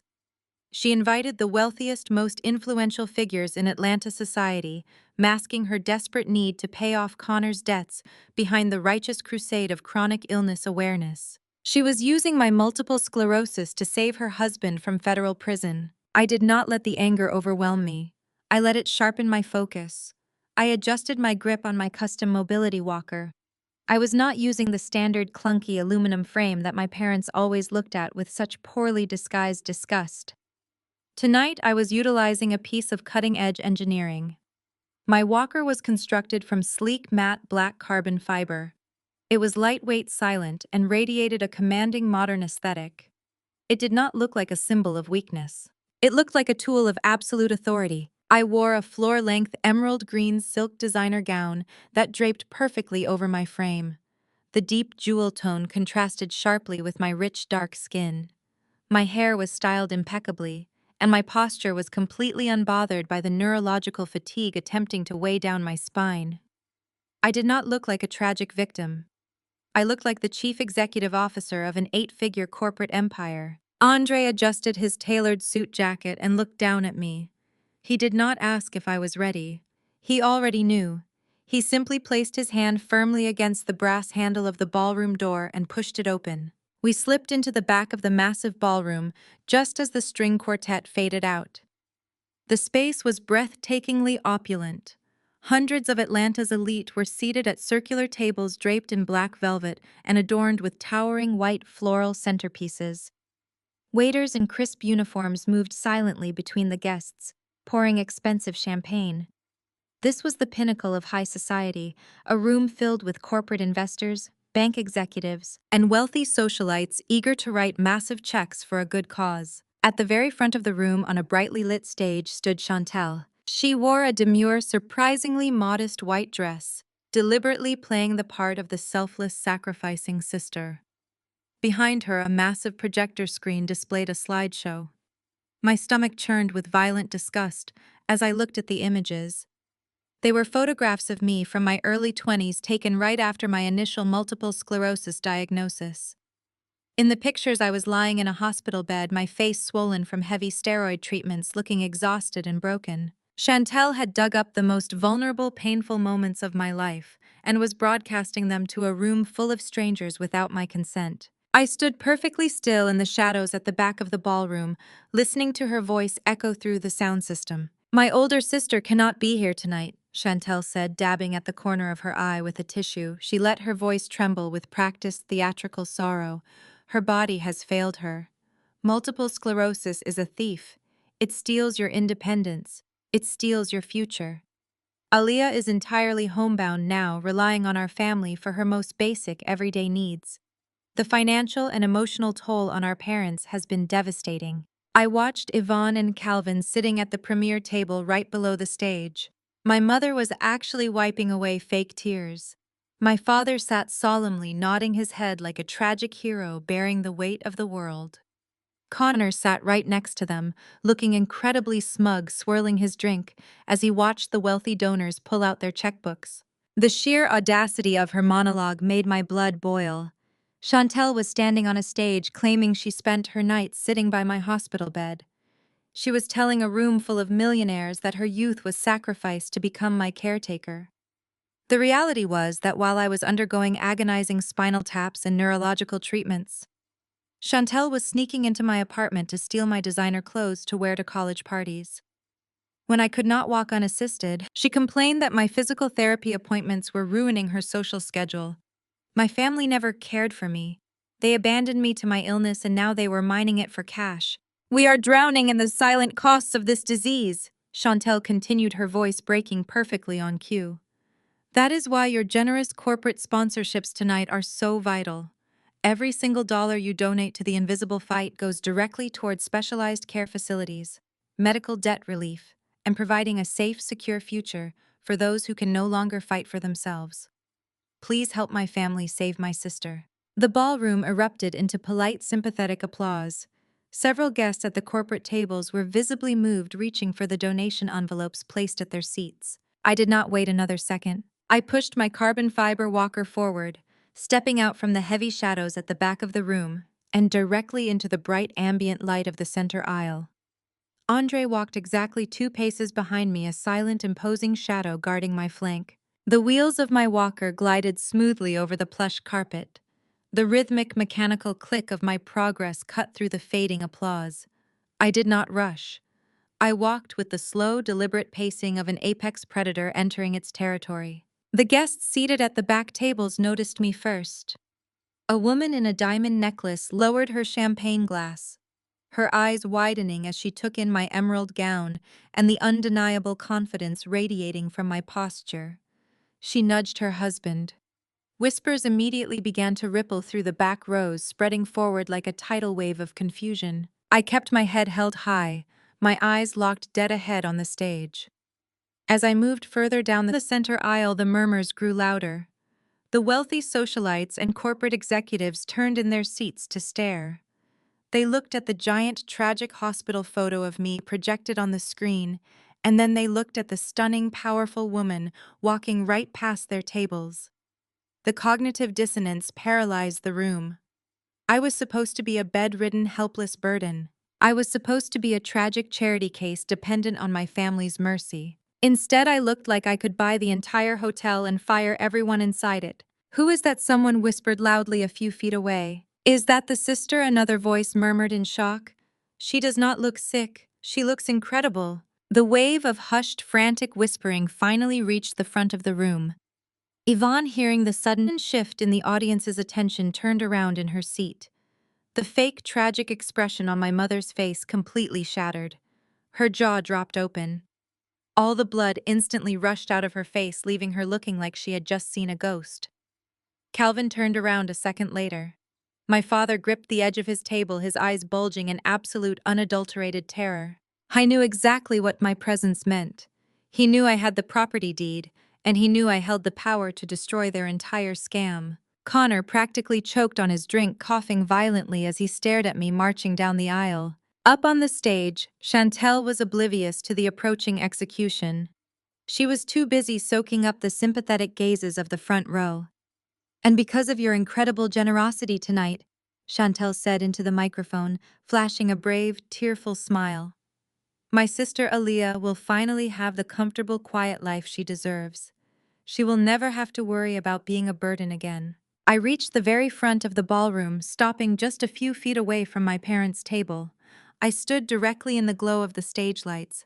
"I am so relieved to hear that, Chantel," I said. I did not use a microphone, but my voice carried clearly across the sudden dead silence of the ballroom. The acoustics of the high ceilings amplified the cold razor-sharp edge of my tone. Chantel froze. She whipped her head around, looking down from the stage. When she saw me standing there in my emerald silk gown, gripping my custom walker with unapologetic authority, the microphone actually slipped from her trembling fingers. She fumbled, barely catching it before it hit the floor. The speakers let out a harsh screeching burst of feedback that made half the room wince. Alia Chantel stammered, her voice echoing loudly and awkwardly through the sound system. Her eyes darted frantically around the room, taking in the confused, suspicious faces of her wealthy donors. "What are you doing here? You are supposed to be resting. You are not well enough to be out." "I am feeling exceptionally well tonight, actually," I replied, my voice steady and commanding. I simply could not miss an event thrown in my honor, especially one raising such an impressive amount of capital. I did not wait for her to formulate another lie. I turned my attention to the tables closest to the stage. These were the VIP sections, heavily branded with placards designating them for platinum corporate sponsors. These were the bank executives and investment firm directors who had paid tens of thousands of dollars to sit in the front row. There was a single empty chair at the most prominent sponsor table right in the center of the action. Without asking for permission, I bypassed my parents' table entirely.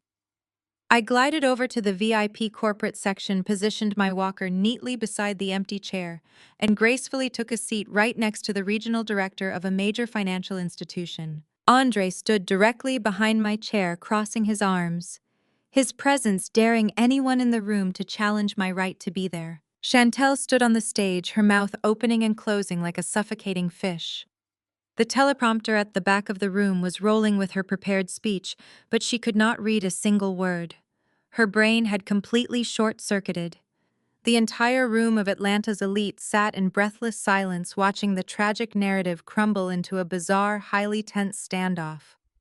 I smoothed the silk of my gown, picked up a crystal water glass from the table, and took a slow, deliberate sip. I looked up at my sister, offering her a chilling, victorious smile. The heavy doors at the end of the hallway swung open with a resounding crash. I turned my head. A group of stern-looking men in dark business suits marched into the corridor, their expressions deadly serious. They were not wealthy donors looking for the restroom. They wore security badges clipped to their belts. They were executives from the fraud division of Horizon National Bank, and they had not come alone. Two uniformed hotel security guards flanked them. Chantel appeared in the doorway behind them, a triumphant, desperate smirk plastered across her tear-stained face. She pointed a manicured finger directly at us. "There they are," Chantel cried out, trying to project the image of a relieved, rescued victim. "That is the woman trying to disrupt my charity event. She is mentally unstable. Please, you have to accept the donation check right now to save my home. The funds are secure." She thought the bank representatives had arrived to collect her fraudulent gala earnings. She thought she had won. But the lead bank executive did not even look at Chantel. He walked straight past her, completely ignoring her outstretched hand. He marched down the corridor, his eyes locked entirely on me. He stopped in front of my carbon fiber walker, completely bypassing the trembling, pathetic mess that was my brother-in-law. The executive reached out his hand, offering me a deeply respectful professional handshake. "Ms. Alia," the executive said smoothly, "we received your urgent priority message. Our federal compliance team is ready for your immediate instructions." Chantel's smirk completely vanished. The quiet hallway was about to become an execution block. I looked back at my sister, my lips curving into a cold, merciless smile. It was time to drop the final curtain on her pathetic little show. It was time to take the stage. I took another sip of ice water, watching the panic set in at the VIP table.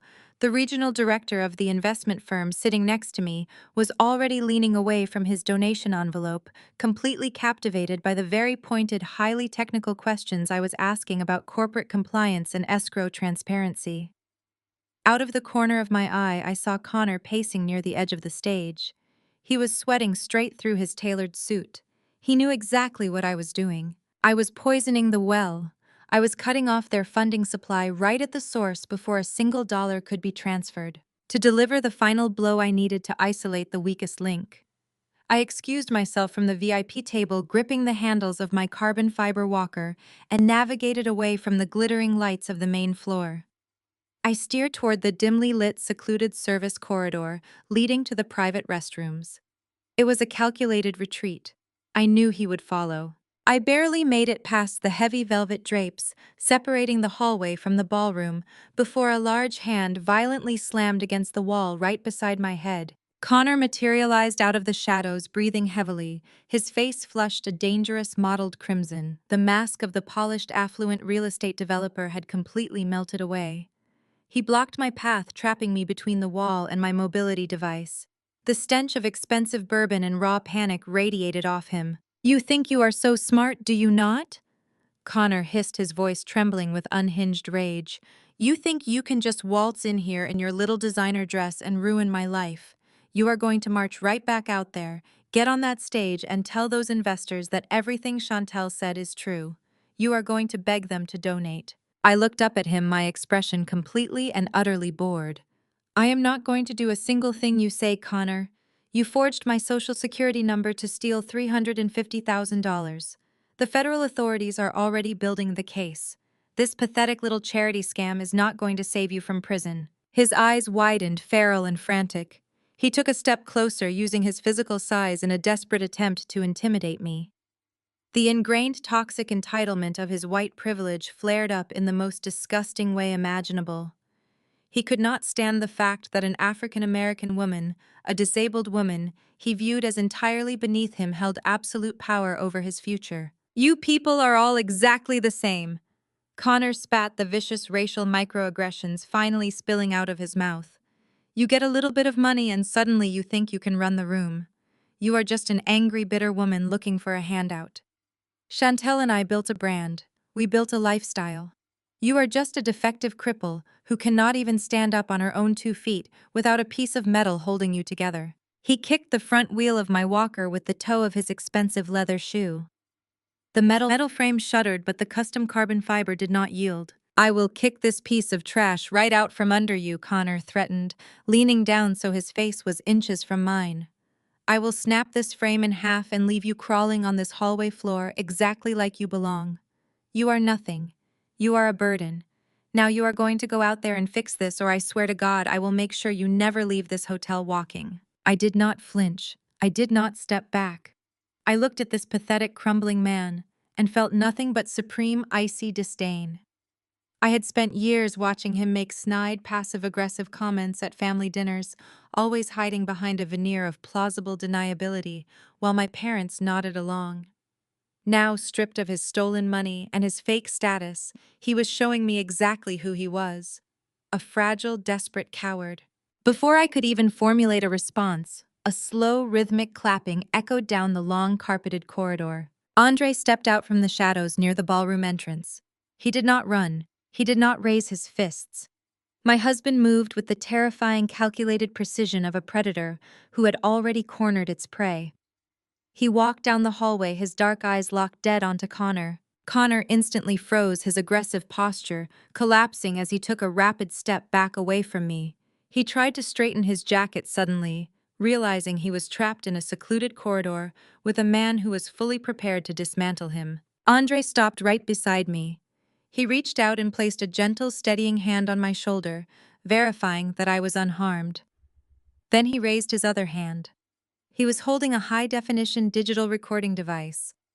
The bright red light on the top of the device was blinking steadily, capturing every single word of the encounter. "Say it again for the federal auditors," Andre said, his voice a low, dangerous rumble that commanded absolute submission. Connor stared at the blinking red light, the remaining color draining rapidly from his face. "I highly suggest you choose your next words carefully," Andre continued, his tone clinical and ruthless. "You just threatened physical violence against a disabled woman. You threatened a key witness in an active, ongoing federal financial fraud investigation. That is witness intimidation, assault, and a hate crime, all wrapped into one beautifully recorded audio file. I was going to let the bank handle your forgery charges, but I am personally submitting this recording to the district attorney tonight." Connor opened his mouth, but no sound came out. His chest heaved as he struggled to draw breath. He looked frantically from the recording device to Andre and then to me. The reality of his absolute destruction was finally setting in. He was not just losing his house or his fake wealth. He had just handed us the exact evidence needed to guarantee a maximum prison sentence. "Enjoy the rest of your evening, Connor," I said coldly. "It will likely be your last one in a tuxedo for a very long time." Andre and I turned our backs on him, leaving him sweating and hyperventilating in the dim hallway. We walked back through the heavy velvet drapes and re-entered the glittering, chaotic atmosphere of the main ballroom. The contrast was jarring. While Connor was having a panic attack in the corridor, Chantel was desperately trying to keep her sinking ship afloat on the stage. The charity auction portion of the night had hastily begun.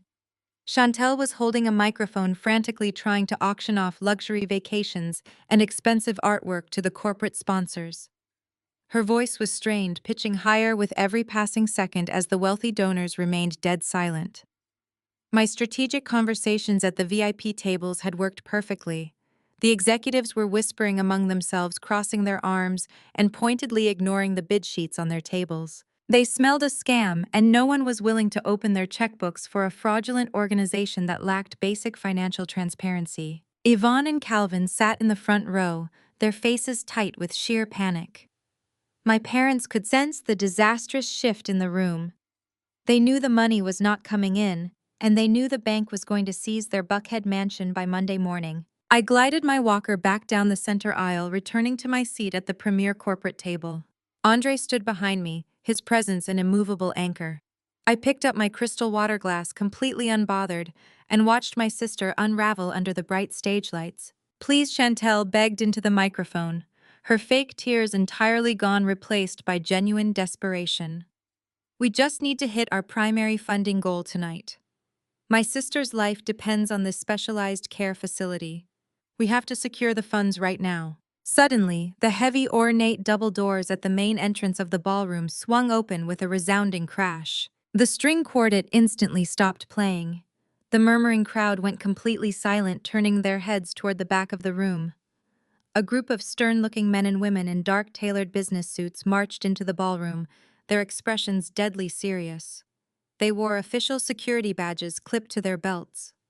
They were senior executives and legal representatives from the fraud division of Horizon National Bank, accompanied by two armed hotel security guards. Chantel stopped mid-sentence on the stage.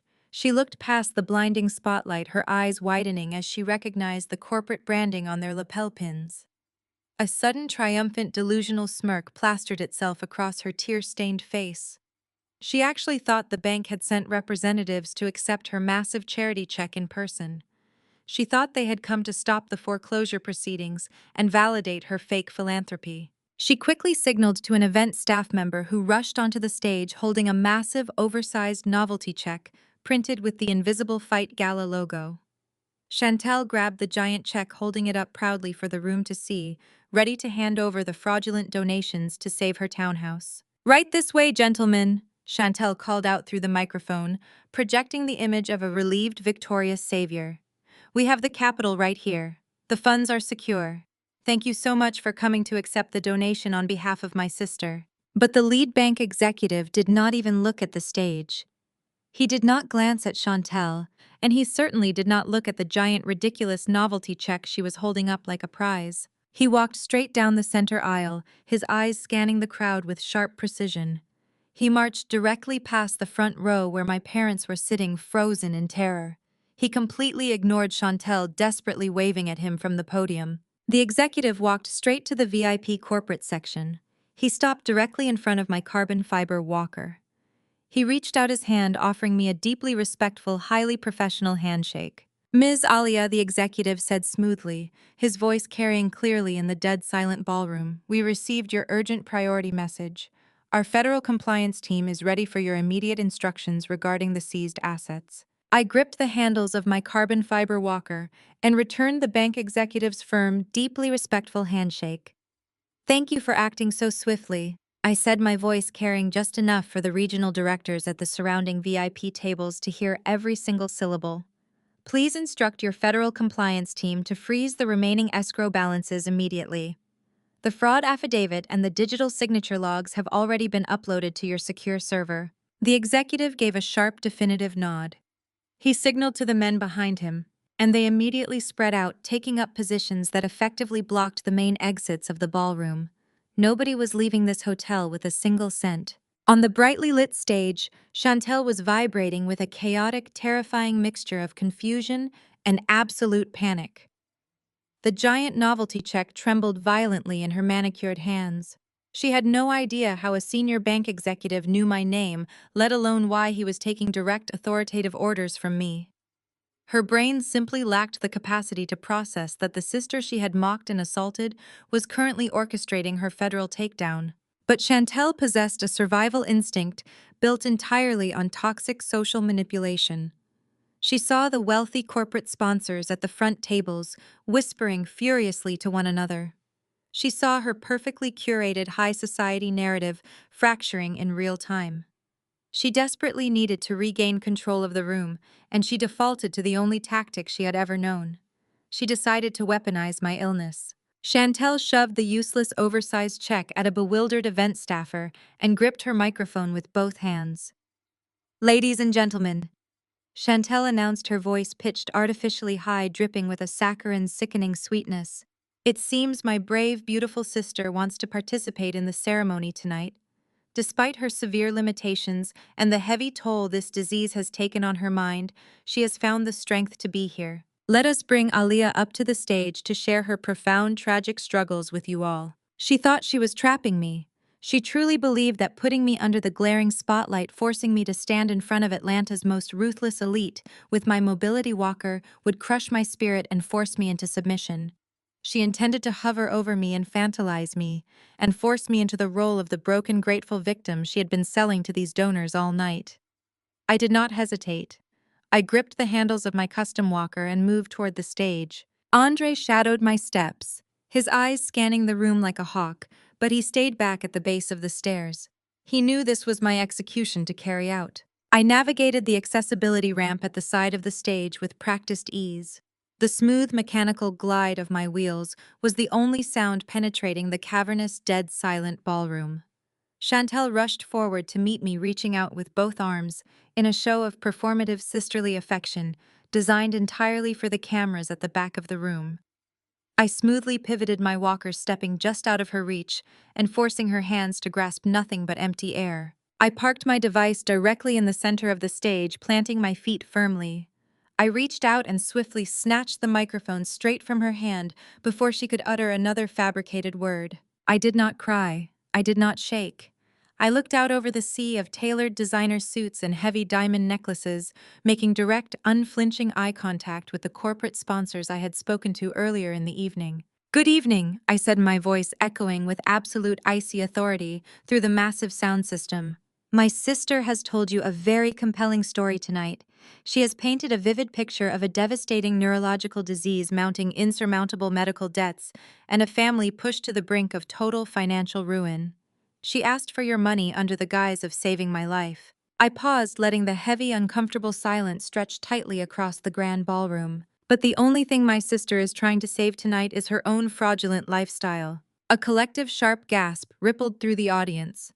Chantel let out a nervous, high-pitched laugh, stepping aggressively close to my side. She tried to force a heavy hand onto my shoulder to physically push me down. "Alia is having a neurological flare-up," Chantel interrupted, leaning awkwardly toward the microphone in my hand. "The heavy steroid medication makes her deeply confused and paranoid. Please excuse her outburst. The disease makes her lash out at the people trying to help her." I violently shrugged off her hand, stepping fully into the center spotlight. "I am perfectly lucid, Chantel," I stated, my tone slicing through her fake concern like a scalpel. "Which is exactly why I brought visual aids for our generous guest tonight." I looked toward the back of the room and gave Andre a single sharp nod. My husband had not just been standing idly by. While I was drawing their attention, Andre had quietly bypassed the hotel security and intercepted the audiovisual technician at the control board. Within seconds, the tragic blown-up photograph of my swollen face vanished from the massive projector screen behind the stage. The audience let out a low murmur as a new image appeared bright, stark, and undeniably real. It was a heavily redacted, officially stamped Horizon National Bank commercial loan application. What you are looking at on the screen behind me is a commercial business loan for $350,000, I announced, projecting my voice clearly over the rising tide of shocked whispers. It was originated exactly 6 months ago. As you can see, the primary applicant listed on the paperwork is me. However, I did not sign this document. I directed the crowd's attention to a magnified section of the screen displaying IP addresses and digital signatures. The digital footprint for this loan application traces directly back to the secure wireless network inside my parents' Buckhead estate. My sister and her husband forged my signature. They weaponized my social security number to steal hundreds of thousands of dollars, assuming my disability made me too weak to ever uncover their theft. They used that stolen capital to fund luxury trips to Dubai and purchase high-end vehicles to maintain a fake social media presence. Down in the front row, my mother Yvonne let out a strangled, horrifying gasp. She buried her face in her hands, physically trying to hide from the burning stares of her high society peers. Her carefully crafted image as an elite Atlanta matriarch was disintegrating into ash. My father Calvin sat completely paralyzed in his chair, his jaw slack, his chest heaving with silent, unadulterated panic. Connor, sensing the walls closing in, tried to quietly stand up and slip away toward the side exit. But two bank security officers instantly stepped into his path, forcing him back into his seat. When they exhausted those stolen funds, I continued, my words landing like physical blows across the room. They found themselves facing imminent, devastating foreclosure. So they created the Invisible Fight Gala. They set up an illegal slush fund disguised as a medical charity, utilizing my multiple sclerosis diagnosis without my knowledge or consent to manipulate all of you into bailing them out of federal debt. Not a single dollar donated tonight was ever going to medical research. You were writing checks to save a fake real estate developer from federal prison. Chantel was completely losing her mind. The pristine, perfectly crafted facade had shattered into a million jagged pieces, and there was no way to put it back together. The wealthy corporate donors were already pulling out their phones right at their tables, frantically calling their own legal teams and compliance officers to cancel their charitable checks immediately. The regional banking directors were shaking their heads in utter disgust. The bank executives stood ready at the exits, securing the perimeter. Chantel had lost her money, her status, and her freedom in the span of 5 minutes. Chantel lunged forward, her eyes wild and feral, her face flushed with an unhinged, violent rage. She desperately tried to snatch the microphone back out of my grip, but I held it firmly out of her reach, staring her down with absolute contempt. "You are lying!" Chantel screamed, her voice shrill and echoing violently through the massive ballroom speakers. "You are making all of this up because you are miserable. You are nothing but a delusional, unemployed dropout who is just jealous of my wealth." Chantel's shrill voice bounced off the vaulted ceilings of the ballroom, her desperate insult hanging in the dead silent air. I did not flinch. I did not raise my voice to match her frantic, unhinged screeching. I simply stood there under the blinding heat of the stage lights, my hands resting lightly on the grips of my carbon fiber walker, and I smiled. It was a slow, terrifyingly calm smile that made my sister take an involuntary step backward. "Unemployed dropout," I repeated, letting the words roll off my tongue with absolute amusement. I looked away from her crumbling, tear-streaked face and turned my attention back to the sea of wealthy donors, corporate executives, and Atlanta socialites seated before me. The elite of the city were holding their collective breath, their champagne glasses frozen halfway to their mouths. "Let me introduce myself properly to everyone in this room," I announced, my voice slicing through the heavy tension like a perfectly sharpened blade. "My name is Aliyah. I am the founder and chief executive officer of Sentinel Data Analytics." A sudden sharp ripple of recognition swept through the front tables. I saw the regional director of the investment firm I had been speaking with earlier drop his jaw. Several other corporate sponsors immediately sat up straighter, their eyes widening in profound shock. Sentinel Data Analytics was not a small, struggling startup. We were the premier cybersecurity and financial compliance auditing firm in the Southeast. I held the data protection contracts for half the financial institutions represented in this very ballroom. I paused, letting the immense weight of my true identity settle over the crowd before delivering the fatal blow. And my firm, I continued my tone, dropping to a dangerous clinical register, is the exact independent auditing agency that Horizon National Bank officially retained yesterday morning to investigate a $350,000 federal wire fraud case. The collective gasp that erupted from the room was deafening. It was not just a sound of surprise, it was the sound of 100 wealthy, influential people simultaneously realizing they had been inches away from writing massive checks to a criminal enterprise. The ambient noise in the ballroom spiked as investment bankers furiously whispered to their legal counsels. Cell phones were pulled out across the velvet-draped tables as executives began sending frantic messages to stop any pending transactions. Chantel looked like she had been physically struck by a speeding train. Her mouth opened and closed, but no sound came out. She looked at me, then at the bank executives standing by the ballroom exits, and finally at the massive projector screen behind us that was still displaying the forged loan documents. Her brain simply could not process the magnitude of her own destruction. The sister she had spent years mocking the disabled woman she treated as a pathetic, disposable prop for her influencer lifestyle was the literal architect of her federal takedown. I did not give her a second to recover. I directed the audiovisual technician to switch the slide on the projector screen. A new, highly detailed financial flowchart appeared behind me, illuminating the stage with undeniable documented proof. "This charity gala you were invited to tonight is a complete fabrication," I stated, addressing the corporate sponsors directly. "The Invisible Fight organization holds no registered tax-exempt status. The bank routing numbers listed on your donation envelopes do not direct funds to any medical research facility or specialized care unit.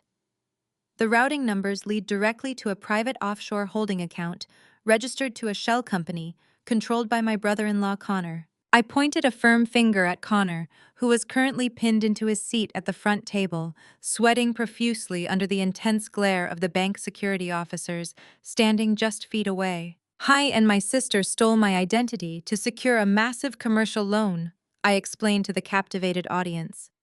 "When they squandered that capital on luxury cars, designer wardrobes, and fake internet prestige, their bank initiated foreclosure proceedings on their townhouse. They threw this lavish party to manipulate your empathy, using my multiple sclerosis diagnosis as a convenient, tragic marketing tool to scam you out of hundreds of thousands of dollars to save themselves from bankruptcy." The outrage in the ballroom was immediate and palpable. High society Atlanta did not tolerate being made to look foolish, and they certainly did not tolerate being robbed by amateur grifters. At the front table, my father Calvin finally snapped out of his paralyzed state. His pathological need to control the narrative overrode his basic sense of self-preservation. He slammed his hands down on the table and stood up, his face a mask of desperate, furious authority. "Alia, step down from that stage right this instant," Calvin commanded, his voice booming as he tried to project the image of a respectable patriarch managing a disobedient child. "This is a private family matter. You are causing a public scene and humiliating your mother and me. We will handle this misunderstanding at home. Get off that stage." I looked down at the man who had spent my entire life treating my chronic illness as a shameful burden. I gripped my microphone, my eyes locking onto his. "We are not at home, Calvin," I replied loudly, refusing to call him my father. "And this is no longer a private family matter. You forfeited the right to privacy the moment you co-signed a fraudulent federal loan using my stolen social security number." The wealthy donors sitting near my parents physically leaned away from them, their expressions twisting in disgust. Yvonne shrank down in her chair, lifting a trembling hand to cover her face. The socialite matriarch was realizing in real time that she would never be invited to another country club luncheon, charity board meeting, or high society gathering in Atlanta ever again. Her reputation was permanently, irreversibly incinerated. "You knew exactly what Chantel and Connor were doing." I continued, ensuring every single person in the room heard the depths of their betrayal. "You willingly offered up your own Buckhead estate as collateral to bankroll their crimes, because you assumed your disabled daughter was too weak and too ignorant to ever catch you. You told me my multiple sclerosis made me a useless stain on your legacy.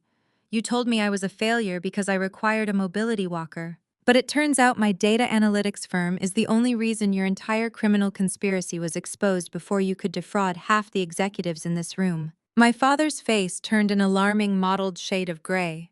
His chest heaved as he looked around the ballroom, desperately searching for a single sympathetic face. He found none. The influential friends he had spent decades cultivating were glaring at him with absolute contempt. He slowly sank back into his chair, utterly defeated, completely stripped of his unearned arrogance. On the stage, Chantel let out a guttural, terrifying shriek. It was the sound of a cornered animal realizing the trap had permanently snapped shut. She lunged toward me again, her designer white dress tangling around her legs. She did not care about the audience anymore. She did not care about the bank executives.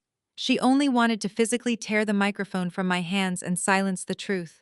"You ruined my life!" Chantel screamed, her hands clawing wildly in the air as she stumbled across the stage. "You ruined everything. You were supposed to take the charge. You do not even need good credit. You are just a sick, jealous cripple who wants to drag me down to your miserable level." She took one final aggressive step toward me, raising her hand to strike my face. She never made contact. Andre moved with terrifying speed. My husband vaulted up the side stairs of the stage, stepping flawlessly between me and my unhinged sister. He did not touch her. He simply stood there, an imposing, immovable wall of protective fury. Chantel crashed into his solid frame, bouncing off him and stumbling backward. Her high heels caught the heavy hem of her own extravagant dress. She lost her footing completely, her arms flailing as she crashed hard onto the polished wood of the stage floor. She lay there, a tangled, humiliating mess of white silk and fake tears, sobbing hysterically under the blinding glare of the spotlights. Nobody moved to help her. Not her mother, not her father, and certainly not her husband. The silence in the ballroom was heavy, thick with the absolute destruction of my family's toxic empire. I looked down at Chantel, feeling no pity, no regret, and no lingering obligation. I had excised the rot from my life with surgical precision. And then a new sound pierced the quiet tension of the room. It started as a faint, distant wail echoing from the downtown streets outside the luxury hotel. Within seconds, the sound multiplied, growing rapidly louder and more piercing. The shrill, unmistakable scream of multiple police sirens bled straight through the heavy ballroom walls. The flashing reflection of red and blue emergency lights began to dance across the high-arched windows near the ceiling, casting chaotic shadows over the crystal chandeliers. The federal authorities had arrived. Andre had submitted the audio recording of Connor's threats and the digital signature logs to the district attorney, exactly as he promised. The bank executives had simply been stalling the room until the police secured the perimeter. Down at the front table, the reality of the sirens hit Connor like a physical shockwave. The arrogant, entitled white real estate developer suddenly realized that his profound privilege was not going to save him from federal wire fraud, identity theft, and charity scamming. I was looking at a decade behind bars, and his survival instincts kicked in with ruthless, cowardly speed. Connor violently shoved his chair back, nearly knocking over my paralyzed father in the process. He scrambled away from the table, desperately trying to distance himself from the toxic fallout of the family he had gleefully exploited. He pointed a shaking, accusatory finger directly at his wife, who was still sobbing on the stage floor. "It was her!" Connor screamed, his voice cracking with absolute pathetic terror as the heavy ballroom doors began to swing open. "I did not do it. She forged the documents. It was her idea. She stole the identity. I am filing for divorce tonight. I want nothing to do with her. She is a criminal." Connor continued screaming, his voice cracking in a pitch of pure panic as the heavy, ornate doors of the ballroom swung open. A team of uniformed Atlanta police officers marched into the venue, flanked by two plainclothes federal agents. The string quartet had long since stopped playing, and the silence in the room was so absolute that the heavy thud of the officers' boots on the polished floor echoed like a death knell. The crowd of wealthy socialites, investment bankers, and corporate sponsors parted, instantly stepping back to avoid being anywhere near the blast zone of my sister's destruction. Connor scrambled backward, tripping over his own expensive leather shoes. He threw his hands up in the air, physically distancing himself from Chantel as she lay on the stage in her tangled white silk dress. "I did not sign anything," Connor yelled, his white privilege failing him spectacularly in the face of federal agents who already possessed the digital signature logs. "She did it. She took my computer. She forged the documents. I am a victim here." The lead federal agent did not even blink at his pathetic display. He walked directly up the stage stairs, bypassing me and my carbon fiber walker with a brief, respectful nod. He looked down at Chantel, who was staring up at him with wide, terrified eyes, her fake eyelashes clumped together with ruined makeup. "Chantel," the agent said, his voice flat and authoritative, "you are under arrest for federal wire fraud, identity theft, and conspiracy to commit financial fraud." Chantel let out a sound that was half gasp, half shriek. She looked wildly toward the front table where our parents were sitting. "Mom," Chantel cried out, reaching a trembling hand toward the audience. "Dad, do something. Call your lawyers. Tell them who we are." Calvin and Yvonne did not move a single muscle. The status-obsessed Atlanta socialites who had spent their entire lives treating my sister like royalty were suddenly paralyzed. They looked at the federal agents, then at the wealthy donors holding up their smartphones to record the spectacle, and they physically took a step back. They were abandoning her. The moment their golden child became a public liability, my parents discarded her with the exact same coldness they had always reserved for me. Connor was completely unhinged. Two uniformed officers grabbed his arms, pulling them behind his back. "Do not touch me," Connor barked, his face a violent shade of red. "You cannot arrest me. I am a commercial developer. I demand to speak to my attorney. I want a divorce. Do you hear me, Chantel? I am filing for divorce the second I get a phone call. You ruined my life. You are a complete liability, and I am done with you." The utter cowardice of his betrayal hung in the air. He had happily spent the stolen $350,000 on luxury cars and expensive bourbon. But the second the consequences arrived, he discarded his wife without a second thought. The officers secured the steel handcuffs around his wrists, the sharp metallic click ringing out clearly. Connor was forcefully escorted down the center aisle, his head bowed, humiliated in front of the exact high society crowd he had desperately tried to impress. Chantel was completely broken. As the female officer pulled her to her feet and secured the handcuffs around her wrists, the pristine, fake luxury influencer facade shattered permanently. She was not a wealthy socialite hosting a charity gala. She was a fraudster in a dirty white dress being hauled away in front of hundreds of recording cameras. She was sobbing hysterically as they led her down the stage steps. As she passed me, she looked, her eyes filled with a toxic mixture of hatred and absolute despair. She had spent my entire life pushing me down, mocking my multiple sclerosis, and treating my mobility walker as a symbol of weakness. She expected me to break. Instead, I stood tall, my posture perfect, my emerald gown catching the stage lights. I looked at her with zero pity. She had dug her own grave, and I simply refused to fall into it with her. The police officers escorted my sister and her cowardly husband out of the ballroom. The heavy doors closed behind them, cutting off Chantel's hysterical sobbing. The elite crowd immediately erupted into frantic, hushed whispers. The society blogs would have a field day with this. The fake luxury empire was burned to the ground. Down at the premier front table, Yvonne and Calvin watched their golden child get hauled away in the back of a squad car. My mother was trembling, her hands covering her mouth, her eyes darting around the room as she realized her country club reputation was completely decimated.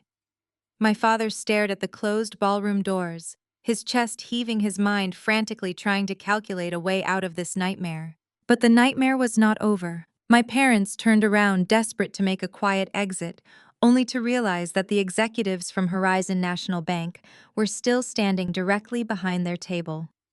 The lead bank executive, the same man who had shaken my hand with profound respect just minutes ago, stepped forward. He was holding a thick, heavy manila folder stamped with the bank's official legal seal. Calvin tried to straighten his posture, desperately attempting to summon his usual domineering authority. "Listen here," Calvin said, his voice shaking despite his best efforts. "I know the president of your regional branch. We have golfed together for years. I can clear this entire misunderstanding up with one phone call tomorrow morning. There is no need for this public spectacle. The bank executive did not smile. He did not offer a polite corporate greeting. He simply extended his hand, pressing the heavy manila folder directly against my father's chest, forcing Calvin to take it. Your personal relationships are irrelevant to federal compliance protocols, the executive stated coldly. You and your wife willfully co-signed a fraudulent commercial loan. You provided your primary residential estate as collateral for funds that were immediately misappropriated and hidden in offshore shell accounts. Because the primary borrowers have just been indicted on federal fraud charges, your loan is in critical default. Yvonne let out a sharp, horrified gasp. She grabbed my father's arm, her perfectly manicured nails digging into his suit jacket. What does that mean? My mother demanded, her voice shrill and panicked. We did not steal anything. We just signed the paperwork to help our daughter secure her investments.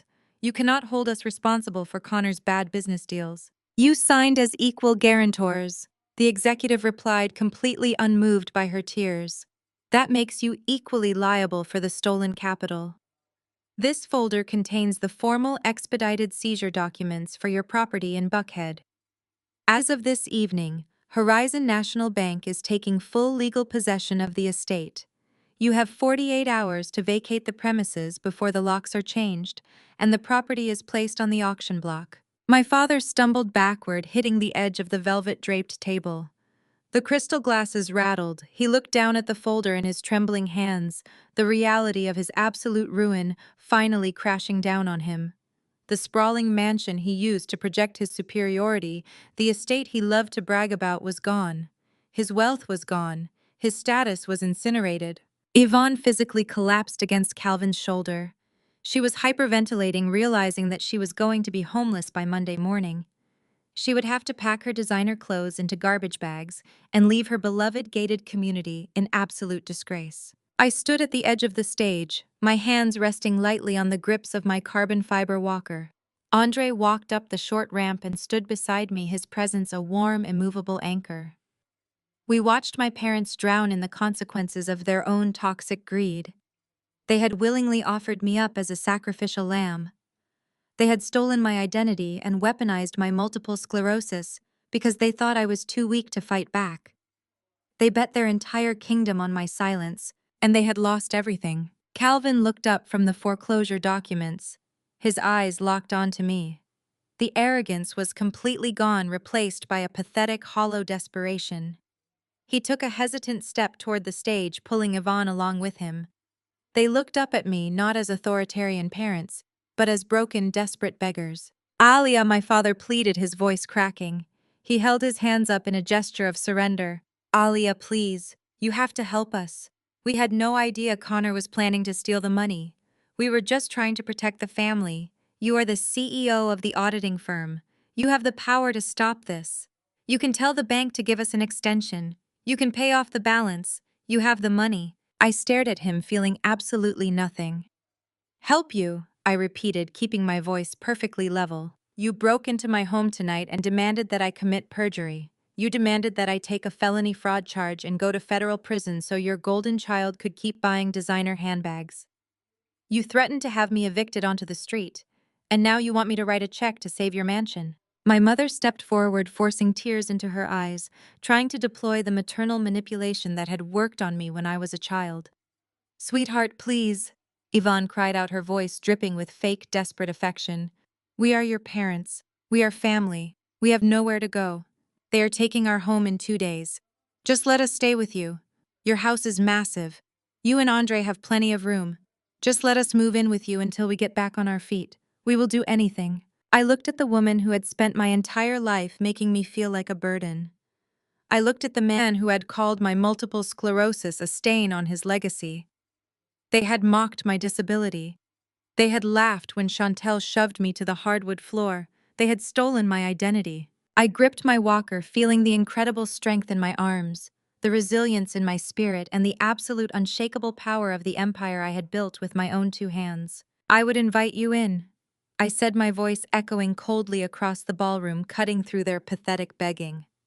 But my home is for family, not fraudsters. My father's mouth opened, but no words came out. My mother let out a loud, devastated sob, burying her face in her hands. They had nothing left to say. They had no leverage, no power, and no daughter to exploit. I turned away from them. I did not look back. Andre gently placed his hand on the small of my back, guiding me as I steered my carbon fiber walker down the accessibility ramp. We walked straight through the center aisle of the ballroom. The wealthy corporate sponsors, the investment bankers, and the high society elite parted for us, watching me with profound, undeniable respect. I had walked into this room as a supposed victim, a tragic charity case manufactured by my sister's lies. I was walking out as a conqueror. We pushed through the heavy double doors, leaving the suffocating atmosphere of the gala behind us. The cool, crisp night air of Atlanta hit my face, and it felt like absolute victory. The valet brought our sleek black car to the curb. Andre opened the passenger door for me, his eyes shining with profound pride and deep, unwavering love. I smoothly folded my custom mobility device and slid into the leather seat. My joints ached, and my muscles were deeply fatigued from the neurological toll of the evening, but my spirit had never felt lighter. My family thought my multiple sclerosis made me weak. They thought my disability made me an easy target. But my diagnosis did not break me. It forced me to adapt. It forced me to become resilient, calculating, and unyielding. It forced me to build an empire they could not touch. Andre got into the driver's seat and started the engine. He reached across the center console, taking my hand and intertwining his fingers with mine. We drove away from the luxury hotel, leaving the flashing police lights and the ashes of my family's toxic greed far behind us. I looked out the window at the glittering city lights rushing by, finally free, unapologetically wealthy, and completely untouchable. Sometimes the hardest truth we have to swallow is that the people who share our DNA are not always the people who have our best interests at heart. We are conditioned to believe that family is an unbreakable bond, demanding our endless loyalty, no matter how much pain it causes. But loyalty should never be a one-way street paved with your own suffering. When the people supposed to protect you decide to use your vulnerabilities as weapons, walking away is not an act of betrayal. It is the ultimate act of self-preservation. Toxic relatives often try to label chronic illness or personal struggles as a permanent defect. They want you to believe that facing medical hurdles makes you weak or disposable. Do not ever let their limited perception define your immense potential. The battles you fight behind closed doors build a level of resilience and absolute brilliance that they could never comprehend. Your worth is not determined by their inability to see it. You possess the power to build your own empire. Define your own success and surround yourself with a chosen family who honors you exactly as you are. Setting firm boundaries against financial and emotional abuse is a necessary step toward genuine freedom. True victory is not just about exposing the lies of those who tried to destroy you. It is about thriving so completely that their toxicity can never reach you again. You are the architect of your own life, and you hold the right to lock your doors against anyone who refuses to respect you. Tell us in the comments if you have ever had to draw a hard line and protect your peace from relatives who underestimated your strength. Hit the like button and subscribe for more empowering stories of resilience.